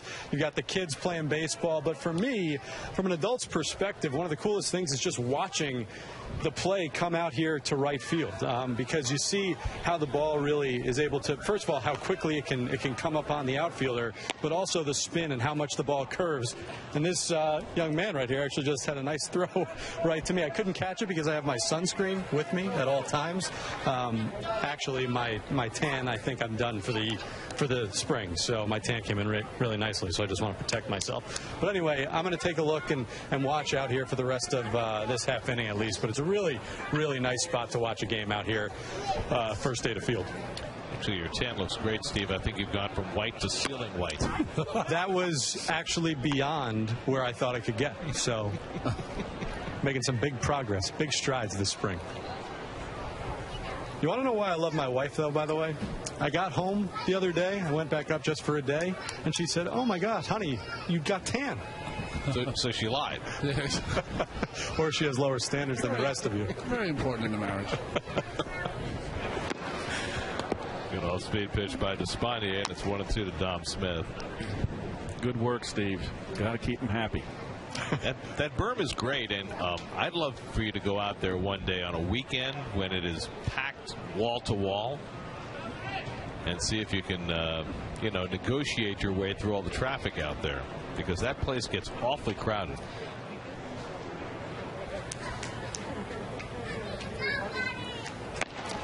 And Smith down on strikes. Despaigne with his 2nd strikeout in relief.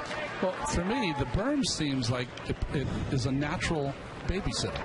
Because of the way it's inclined, kids will roll down it, they'll throw a ball, and it'll come back to them. There's so many little games that they can play. Yes. So it's fantastic to watch. Yeah, rolling down the hill is really big for the kids. I don't know if Steve's up for it. I am not up for it, no. I will tell you this, though. I wish I could experience as much joy as these kids from doing something so simple. I've been watching this. Well, look at this right here in front of me. He's just throwing the ball back up the hill like you're talking about, Ron, and then going after it. The parents can just take a break. You know, Steve, in Williamsport, they get those cardboard boxes, flatten them out, and they slide down that hill. They could do it here, except it's into the fence. See, that I could do. I could handle that. Parents like that berm because those kids are worn out at the end of the day. They'll get a good night's rest. Despaigne holding his side looked like he might have tweaked something. And the Marlins training staff going to come out and have a look. Well, let's get someone up in that bullpen, Donnie. Grab that left side right after he threw that pitch. You know, it's interesting. The left-hander for the Dodgers, Hyun-Jin Ryu, he has the same thing. It's that abductor muscle on the left-hand side. And Ryu's going to be out for a while. It looks like Despaigne is going to be out also. I can't imagine him leave him in at this point. No.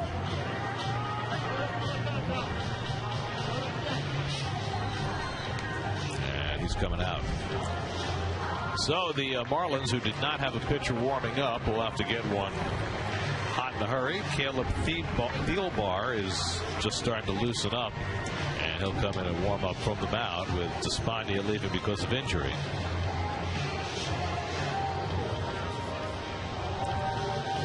So Despaigne exits 9-3 in the 7th. We'll take a break. We'll see how much you can save. By Citi, proud partner of the New York Mets. By Empire City Casino, Manhattan's closest casino. Game on. And by Audi. Visit a Tri-State Audi dealer today and get behind the wheel of the Audi model you've always wanted.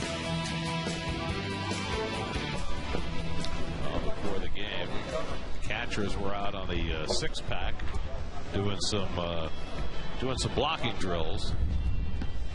That can't be fun. They got to do it, though. I don't think Kid Carter did that when he was with the Mets with those knees. You know, when Gary got to the Mets, they built him a stool that he could catch the pitchers on to take the stress off his knees. Yes. Gary was quite a player. Free Shirt Fridays are back in 2017. All fans in attendance will receive a custom-designed Mets-themed shirt. The first Free Shirt Friday is on April 7th, when the Mets play the Marlins at 7:10. For tickets, visit Mets.com/Free Shirt Fridays. I wonder if anyone out there has all the Free Shirt Friday shirts since the inception. Caleb Thielbar is in for the Miami Marlins. He saw some big league time with the Twins in 2013 and 14, and then last year around this time signed with the St. Paul Saints of the American Association of Independent Baseball, and has turned it into a contract here with the Marlins. So he didn't have to go far. He was in Minneapolis. He went across the river to St. Paul. That's right. It's a lot further to Miami, but I think he'll take that trip. Unusual that he pitched at South Dakota State? The Jackrabbits, right? I don't know any of the nicknames. You got them. Well, tomorrow, Noah Syndergaard will toe the slab for the first time this spring, and that will start the succession of the Mets' top starters going to the mound. Matt Harvey will pitch Sunday, Jacob deGrom Saturday, Steven Matz on Monday. Those are their numbers from last year. Of course, all except Syndergaard are coming back from off-season surgery. And so the Mets will have their fingers crossed that all will stay intact, and they'll be able to put together the dream rotation that they've been anticipating for the last several years. Tomas Nido, the first man that Thielbar faces, takes inside for ball one. Left-handers have not fared well for Don Mattingly and the Marlins so far in this game. Let's see if Thielbar can turn it around. Gary, toe the slab I like. You don't ever say the bump, do you? I'm not a fan of the bump. Never. Oh, thank you. No. Never. Ed Lynch. Pulled through the hole, a base hit for Nido. Ed Lynch's favorite term. Toe the slab and twirl a gem. I try to stay away from bump, and I try and stay away from dish. Oh, dish. Okay, that's because I've never heard bump. Because it's the mound. Yeah, because it's the bite. I never heard bump in my career. Well, you haven't been listening to the cool guys. Yeah, I can't. It doesn't look like a bump to me. Here's Matt Reynolds, who's 0 for 2 and a walk. He's been DHing today. Mets have 2 hits here in the 7th, a dozen for the game.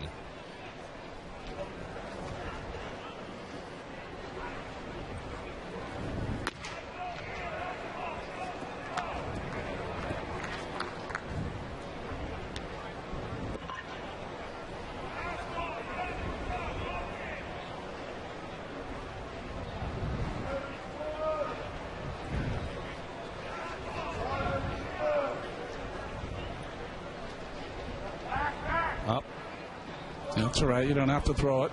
Little slip there by Thielbar. I don't know if Keith's knee is going to get any better, but his military presses are going to increase. I think that his shoulders are going to be just fine, really getting strong. I feel like I'm getting a transfusion here. That's my knee. So the cold water comes out of the jug, right, and down ice water the tube and into your little ice pack there? Yes, and it wraps its Velcro around your knee. So when it gets warm, you're able to put it back in with the ice. It freezes the water, and then you put it back in. And you can go all day with this. This is an amazing machine.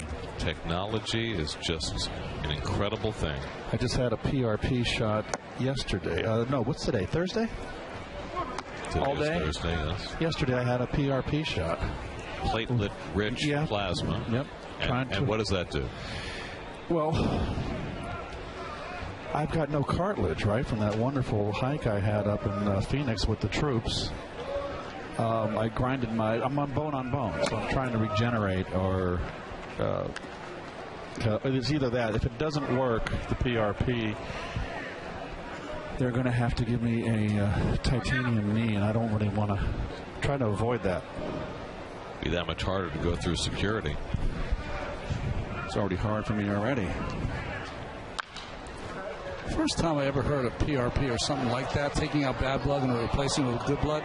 Remember the runner from Finland, Lasse Viren, who ran those long distance races in 72, I think 76 10,000 meters. That's the first time I had ever heard of it. And then I heard about it. Keith Richards would do it. You'd hear about him go to Europe to replace bad blood with good. He had a lot of bad blood to replace. There was a different reason for that. He wasn't hiking. I'm not judging.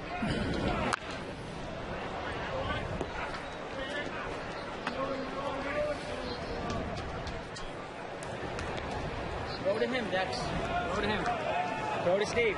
Steve Gelb's making friends wherever he goes. That's my custom. You know that, Gary. This kid right here. He almost waffled the kid with a one-hop. Hold on. Watch this kid throw. He's 2 years old. He's wearing a Syndergaard jersey. He probably throws harder than Syndergaard does right now.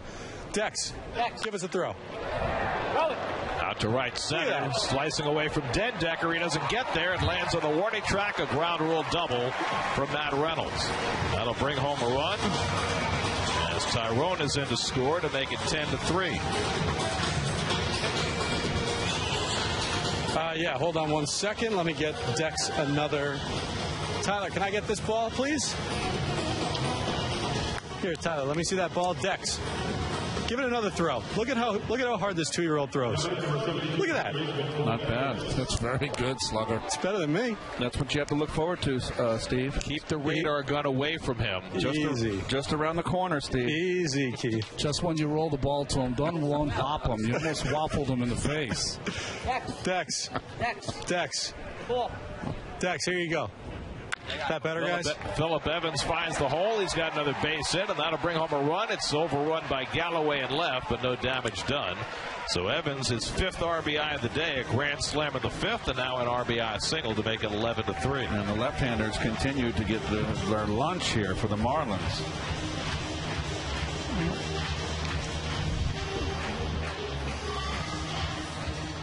Nicely done. Another pitch, almost the same pitch he hit out. He's got a good swing. Yes, he does. Compact. You know, it's been axiomatic for the last decade that if you were a third baseman in the Mets organization, there was no hope. You had to change positions or organizations. Well, maybe that's changing a little bit. And Phillip Evans has made quite an impression these first week of games after a big year in Double-A last year. With Guillorme, and he takes a strike. And he's only going to get more time as the WBC starts. First game in the WBC is Monday, 4:30 a.m. if you want to wake up and catch that one from South Korea. The closer version of the WBC is in Miami. I think that begins the weekend. It's line to third, throw back to first. Evans is doubled up, and that ends the inning. Anderson picking off the line drive and getting the double play. But the Mets add 2 runs here in the 7th on RBI hits by Reynolds and Evans.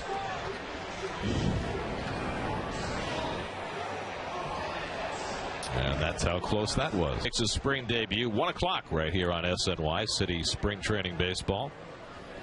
Dave Roseboom starts his second inning, and Matt Dendecker takes outside for ball one. Dendecker's first at bat came on as a pinch runner, stayed in the game in center field. The former Met dealt 2 springs ago in the deal that brought the Mets Jerry Blevins. I don't know how many seasons ago it was. Remember, he was having that great spring training and broke his hand or thumb or on a sliding catch in left center. Toward the hole, and Dendecker's got a base hit. It's the 4th hit off Roseboom in an inning plus. I wonder if pitchers on the mound are deflated because they're used to that being an out in today's game. Usually hit into some kind of shift. Now Ramon Cabrera will bat for the first time. I want to take a moment to note the passing of a really influential figure in my life and in the Mets organization for many years. Dave Rosenfield passed away this week. Dave was the general manager of the team in Norfolk, Tidewater Tides, later the Norfolk Tides, who were the top farm team for the Mets. He was the GM there for over 50 years and was just a towering figure in minor league baseball. And he had an enormous influence on my career. When I first met Dave, I was living down in the Norfolk area, and I actually applied to him to be the voice of the Tides. And he told me that they didn't have a job opening, but that I should call his friend Miles Wolff in Durham, who might have a job opening. And I got the job in Durham. That was my first job doing baseball. And then the next year, Dave had an opening again, and I applied to him. And he said, no, sorry, I filled the job. But call my friend Lou Schweckheimer in Pawtucket. I think he has a job open. And I got the job in Pawtucket. Wow. And then 2 years later, Dave helped me get the job with the Mets. So he was kind of my angel in my broadcasting career. A guy who one of those minor league GMs who had his hand in every aspect of the game.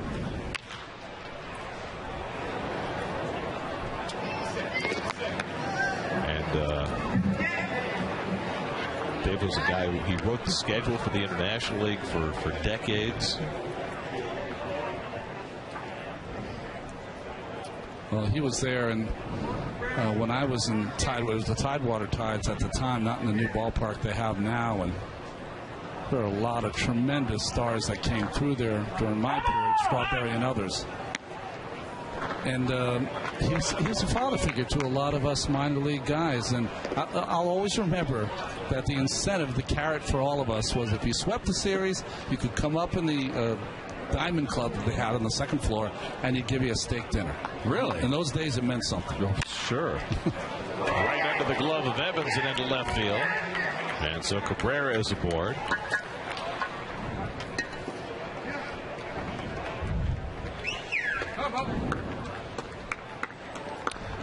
Just seems right now that Roseboom is just pitching right-handers too much inside. They're getting hurt in.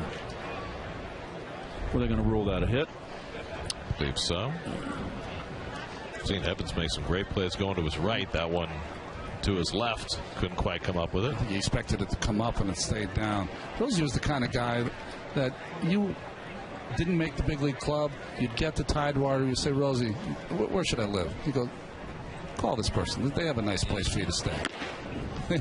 Really? Yeah, he was just. He knew everybody. He was the king. Yeah, he really was. He was not an easy man to work for. It's tough. He was a tough guy and very demanding, but he knew his stuff. Really smart. Probably, and I look at this from my perspective, probably understood broadcasting as well as any minor league executive I've ever been around. For most minor league GMs, you know, the radio guy, they don't really care. Just go do your thing. But Rosie cared, and he knew about broadcasting. He knew what would get people to the major leagues, and he's. There was a time, Gary, wasn't there, like, radio guys sometimes would be the traveling secretary too? They'd groundskeeper, drive the bus, whatever. I've rolled a tarp or two in my time.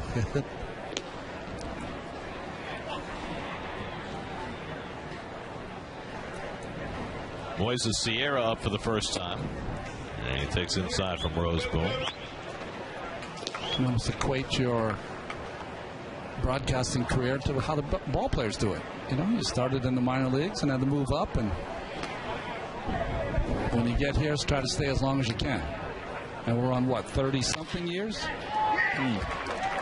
Base hit for Sierra, so 3 straight hits for the Marlins to start this 8th inning. Mr. Roseboom is gassed. It's a tough day for left-handers. Yeah. On both sides.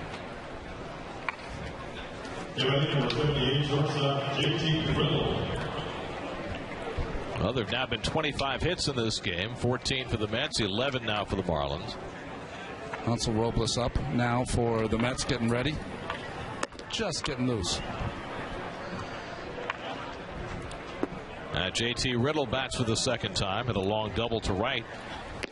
And it's a good breaking ball by Roseboom, 0-1.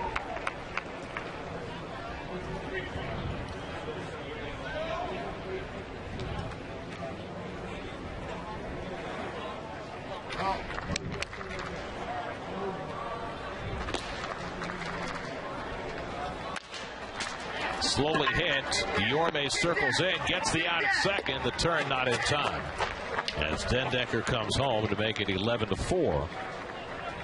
Boy, he's got some sweet hands. Yes, he does. Nice play. Get that lead runner. Keep another runner out of scoring position. A lot of shortstops just, so this might have gone to first base. Very nice. And that'll be all for Roseboom. He'll exit, and Hansel Robles will come in to try and finish off this 8th inning.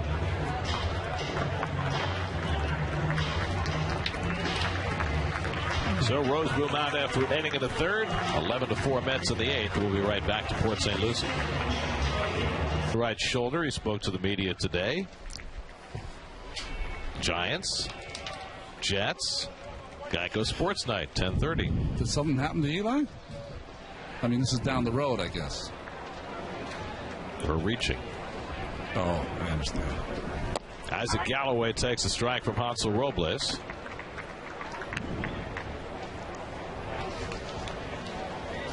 When I was driving up this morning, I thought they had a chance of rain here in Florida, but it turned out to be a beautiful day. Robles making his 3rd appearance of the spring. He's yet to allow a hit. I didn't ask. Is he pitching in the WBC? Hansel? Don't believe so. It's of 11 players leaving for the WBC, but Robles, oh yes, he is on the list. Okay. I'm mistaken. He's pitching for the Dominican. See that Carmelo Martinez in his only outing for the Cardinals yesterday. Carlos Martinez, sorry. Carmelo is my error. Carlos Martinez pitched 3 innings. That's a lot to pitch early in the spring, but he's going to be one of the main starters. Well, it's shocking to see 3 innings up there this early. Right? Yep. And you mentioned in the last broadcast, Ron. That finds a hole. Galloway has a base hit. That brings in Cabrera. With the 2nd run of the inning, it's now 11-5. So the hits just keep on coming.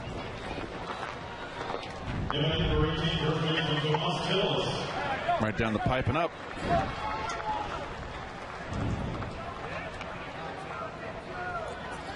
But when we were coming up, Ronnie, I mean, shoot, I was with the Cardinals. Gibson would pitch opening day. It would be against Seaver. And if they had good outings, they'd go 3 on the first start. Well, I mean, back in those days, pitchers would pitch complete games in spring training. The last time out. Yeah. Nobody's pitching complete games in spring training now. Well, they don't do it during the season. Why should they? Right. I love that line. 5 innings pitched, 6 hits, 3 runs, 2 walks. Good day's work.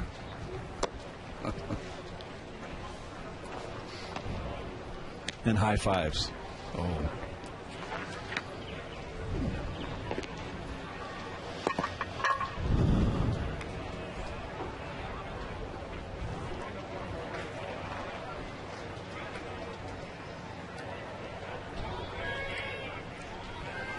2-0 to Selig, and he floats one behind third, and that's going to fall for a base hit. Riddle being waved around. He'll score. 5 hits in the inning now for the Marlins. They've scored 3 times, and the Met lead is trimmed to 11-6.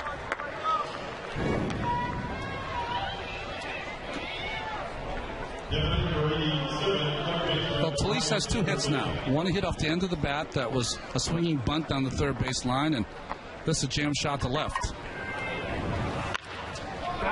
Well, good read right there by Riddle. That's a blooper right there, inside out bloop.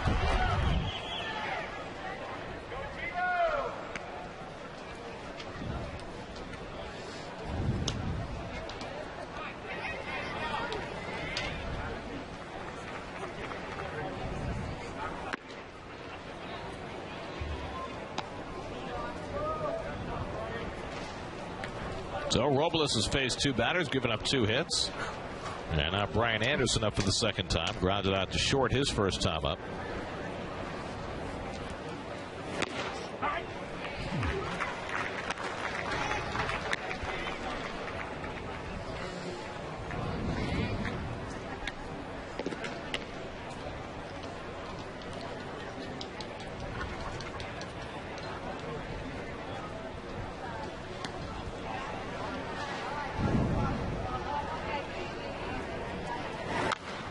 Robles in position to be a prime setup man for the Mets early in the season when Familia supposedly will be suspended. The other guy who should be filling that role is Fernando Salas, who's yet to get in the game this spring. It's in limbo. It's because he has a visa issue. He's here, but his work visa has not come through, so he's not technically allowed to be in a game until that happens. But he's got a visa to pitch in the WBC in Mexico. Right. Okay. And he should be able to get his visa to work here when he's in Mexico for the WBC. So it should all work out. But that's why Salas has not been in the game yet. On the outside corner, and Anderson's caught looking. And that's the second out.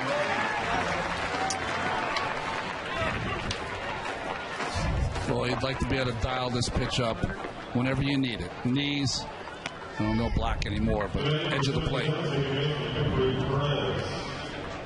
So 2 out and 2 on. Now Yefri Perez, who had a double to drive in a run in the 7th inning. That's with 2 out and 2 on.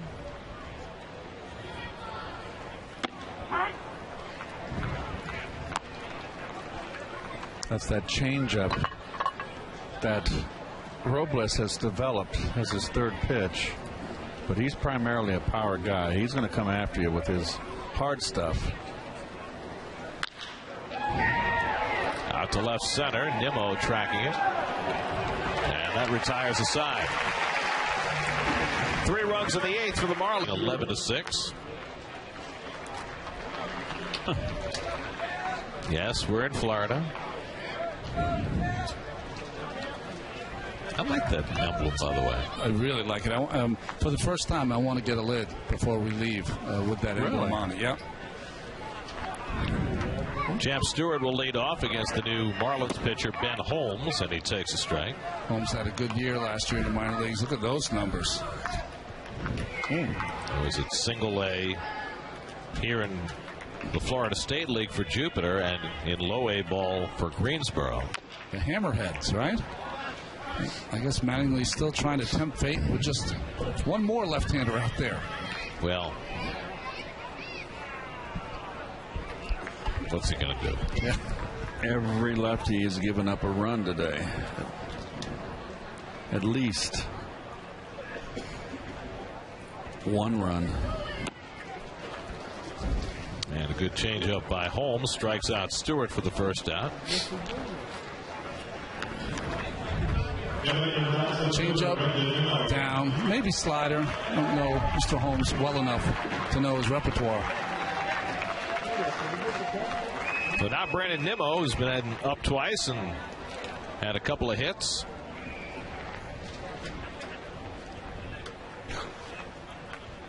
Getting in a bat against the lefty, and he lines his third hit of the day. So a solid afternoon for Nimmo. 3 for 3 off the bench. Very nice.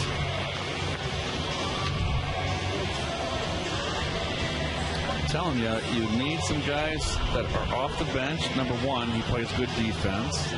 He can run. And when you're coming off the bench, you need those guys that are contact, doubles hitters. Here's Cicchini up for the second time, and he laces a base hit. So both Nimmo and Cicchini first pitch swinging. And they each have solid hits to give the Mets 16 hits for the afternoon.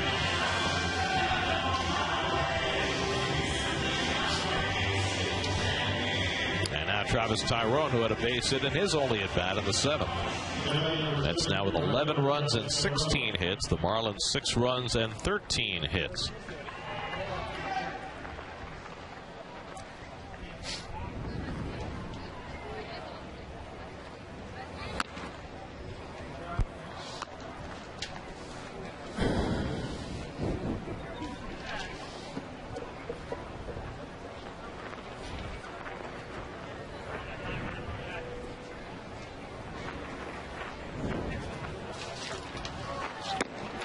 Tyrone loses the bat, and Dom Smith has to execute evasive action to avoid getting nailed in the on-deck circle. There was no Luis Guillorme to save him.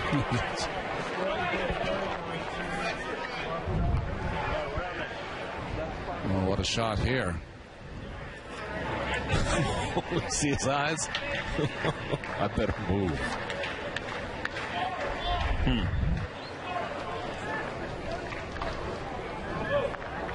Well, if you missed it earlier, I am sure it is everywhere on the internet. Right. The play that Luis Guillorme made on the thrown bat. I think it was Echeverria, right? Threw the bat early in the ball game. And Guillorme, standing on the dugout railing, picked it off one-handed like it was nothing. Never even thought of that. Like, he'll be famous today. He'll be everywhere. Oh, absolutely. Everywhere. No one will know how to pronounce his name. That's all right. But they'll all know what he accomplished. And we'll show this again because you just can't show it enough. He's a one-handed all-star here. Watch. Amazing. Watch with the bat. The bat goes back and almost hits Rivera in the head. Watch this. I mean, how do you even have the presence of mind to know how to do that?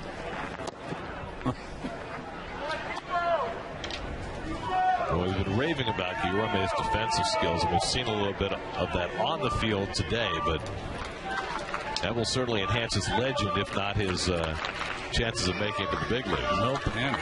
Scene right out of Braveheart or something.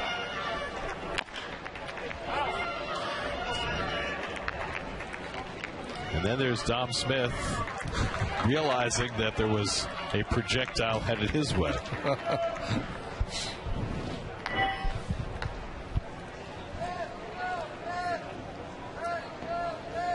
You know, there used to be a joke about, you know, an Olympic athlete working as a javelin catcher. But perhaps we've now found a person who can perform that task. As Tyrone is down on strikes for the second out.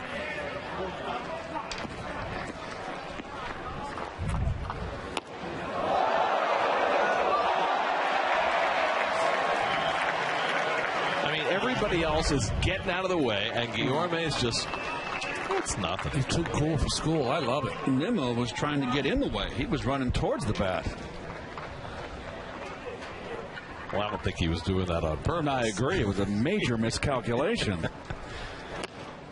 I mean, it's got to be hard to judge the flight of a bat, right? It's not like a ball which has a certain expected trajectory. But I think 99% of the people do what Nimmo did, right? You're just trying to get out of the way. You duck. Yeah.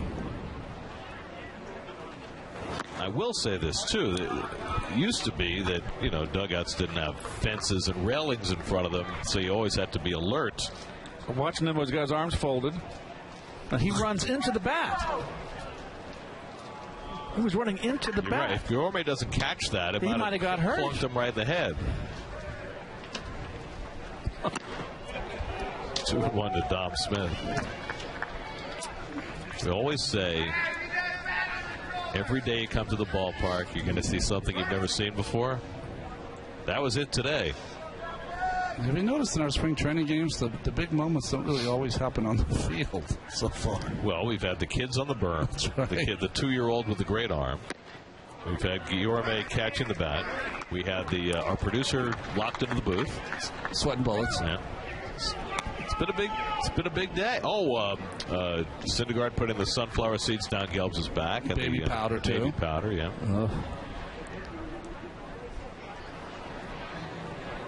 Keith's ice machine. Yes, it's been a very, very good day. Left-handers getting their lunch. You like that. 3-2 to Smith. All this and 17 runs and 29 hits. 3 Met home runs. A grand slam by Phillip Evans. 2-run shot by Walker. And a solo bomb by Cespedes. Yeah, that was a pretty good highlight, too, that Cespedes shot over the batter's eye as Smith walks to load the bases. That's one that'll make a few highlights as well. So now the base is loaded. Tomas Nido will come up for the second time. He had a base hit and scored a run in the 7th inning. That scored 4 in the 4th, 5 in the 5th, and 2 in the 7th. And now Nido with a chance to add to it with the bases loaded.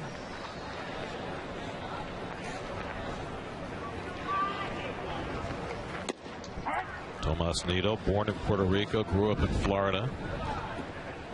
Was going to go to Florida State before the Mets drafted him in the 8th round in 2012.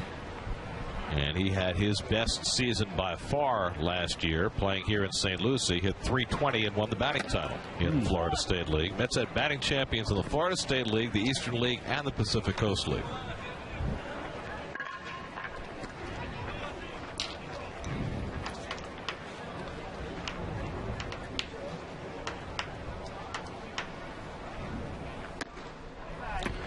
Gary, are you leaving us after today to go take the Pirates home? I will be, heading for Indianapolis. Seton Hall at Butler Saturday. Nice. Big East tournament next week. NCAA's beyond. Fingers crossed.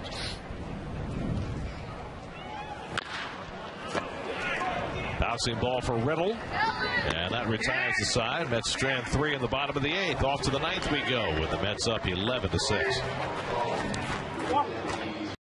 That could happen. Oh, boy, it looks good and nice, doesn't it? You turn over, Gary, when you wake up from your nap. That's when you turn over. Oh. Well, no line at the Tiki Bar. I like that we show the Tiki Bar. That was off limits there for a couple Probably seasons. the biggest development in our broadcast over 12 years. Why was that? Why was that off limits? You know, it was a different time, Keith. Oh, really? Anso Robles stays in to pitch the 9th inning. What was it, a speakeasy? Chris Hu up for the second time. Grounded out in the 7th. Well, from a pitching standpoint today, as Hu was hit by the pitch, and Hu's on first. Just some sloppy pitching today. I guarantee you, it's like you're out in the field. It's like, let's get in, take 3 outs, and let's go inside. Skipper's going to have us do some running after the game. These are the kind of games that I don't know if they'll do it anymore, but the skipper would get you out on the field after the game's done and have you do some couple times the first, second, the third, and all around the bases. The base running. I don't think that's going to happen today. No. I mean, I don't think it happens much anymore. That's what I mean. But the managers, it was almost like, you're going to have me out here for 3.5 hours? Okay, go run the bases now for 15 minutes. Matt Dendecker had a base hit and scored a run. His only at bat. Well, Terry Collins had a full day today. Gary and I were in left field just watching batting practice, and he was in left field, and he was running around, making great catches, shagging like he was 30 years old. Made a terrific backhand shoestring catch going toward the line. Very impressive. And he was wearing his little second baseman's mitt, too. That's right.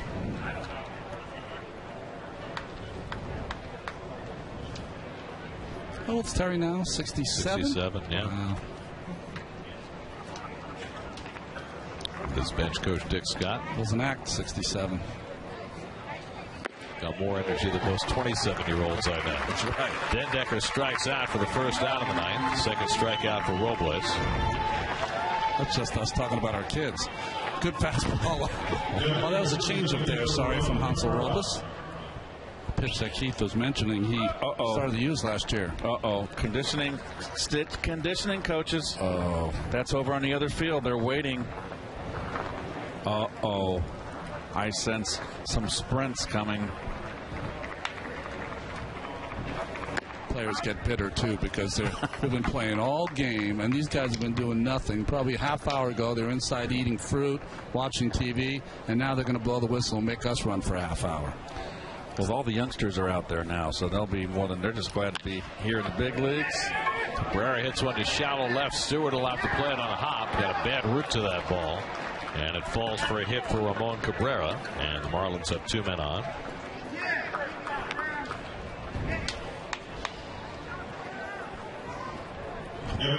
That's the 30th hit in this game.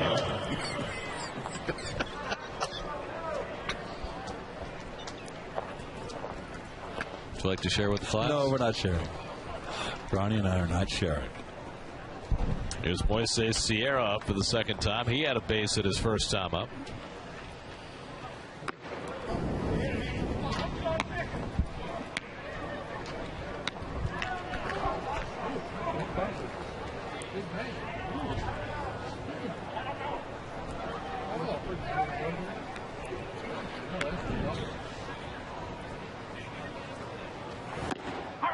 There's a fastball popping in for a strike, 1-1. 94 from Robles. It's pretty firm this early in spring training. So when Noah goes to the mound tomorrow for the first time, what do you think the radar gun's going to show? First time out of the box, talking about throwing harder than last year, gained 17 pounds of muscle. Well, I think he's going to throw some high numbers only because the adrenaline rush. A lot of these guys have been here for a while, Gary. Haven't been able to get on a mound yet, so they're going to be excited to let it go. That's a radar gun.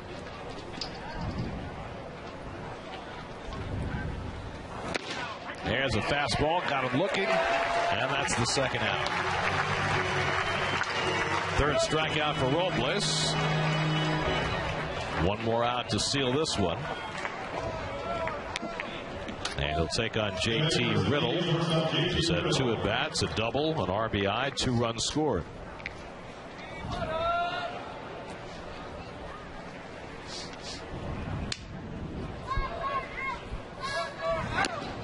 Well, any way you slice it, it's a big day tomorrow as the Mets start to run their frontline starters out for the first time in the spring. Normally you do that right from the first game, but because of the lengthened spring training and all these pitchers being handled with care, it starts tomorrow. Syndergaard against the Astros, and we'll have it for you on SNY starting at 1 o'clock. Into foul ground, Evans catches the foul pop from Riddle, and that'll do it. So in a slugfest, the Mets hit 3 home runs. Cespedes hits 1 out of sight. Phillip Evans hits a grand slam. Neil Walker adds a 2-run homer, and the Mets outscore the Marlins 11-6. Well, for the pitching for the Mets, Gazelman, 2 not sharp innings, but 2 solid innings, and the bullpen struggled a little bit after that. A lot of hits out here today, Keith. I'll say there was exactly 30 of them, Ron, and 17 runs. Gary mentioned the 3 home runs by the Mets. The grand slam by the youngster, Phillip Evans. Cespedes, a monstrous shot over the monster in center field, and Walker with a 2-run shot. So Mets win 1 here, and we'll take it away, Gary. Mets are now 4-3 on the spring.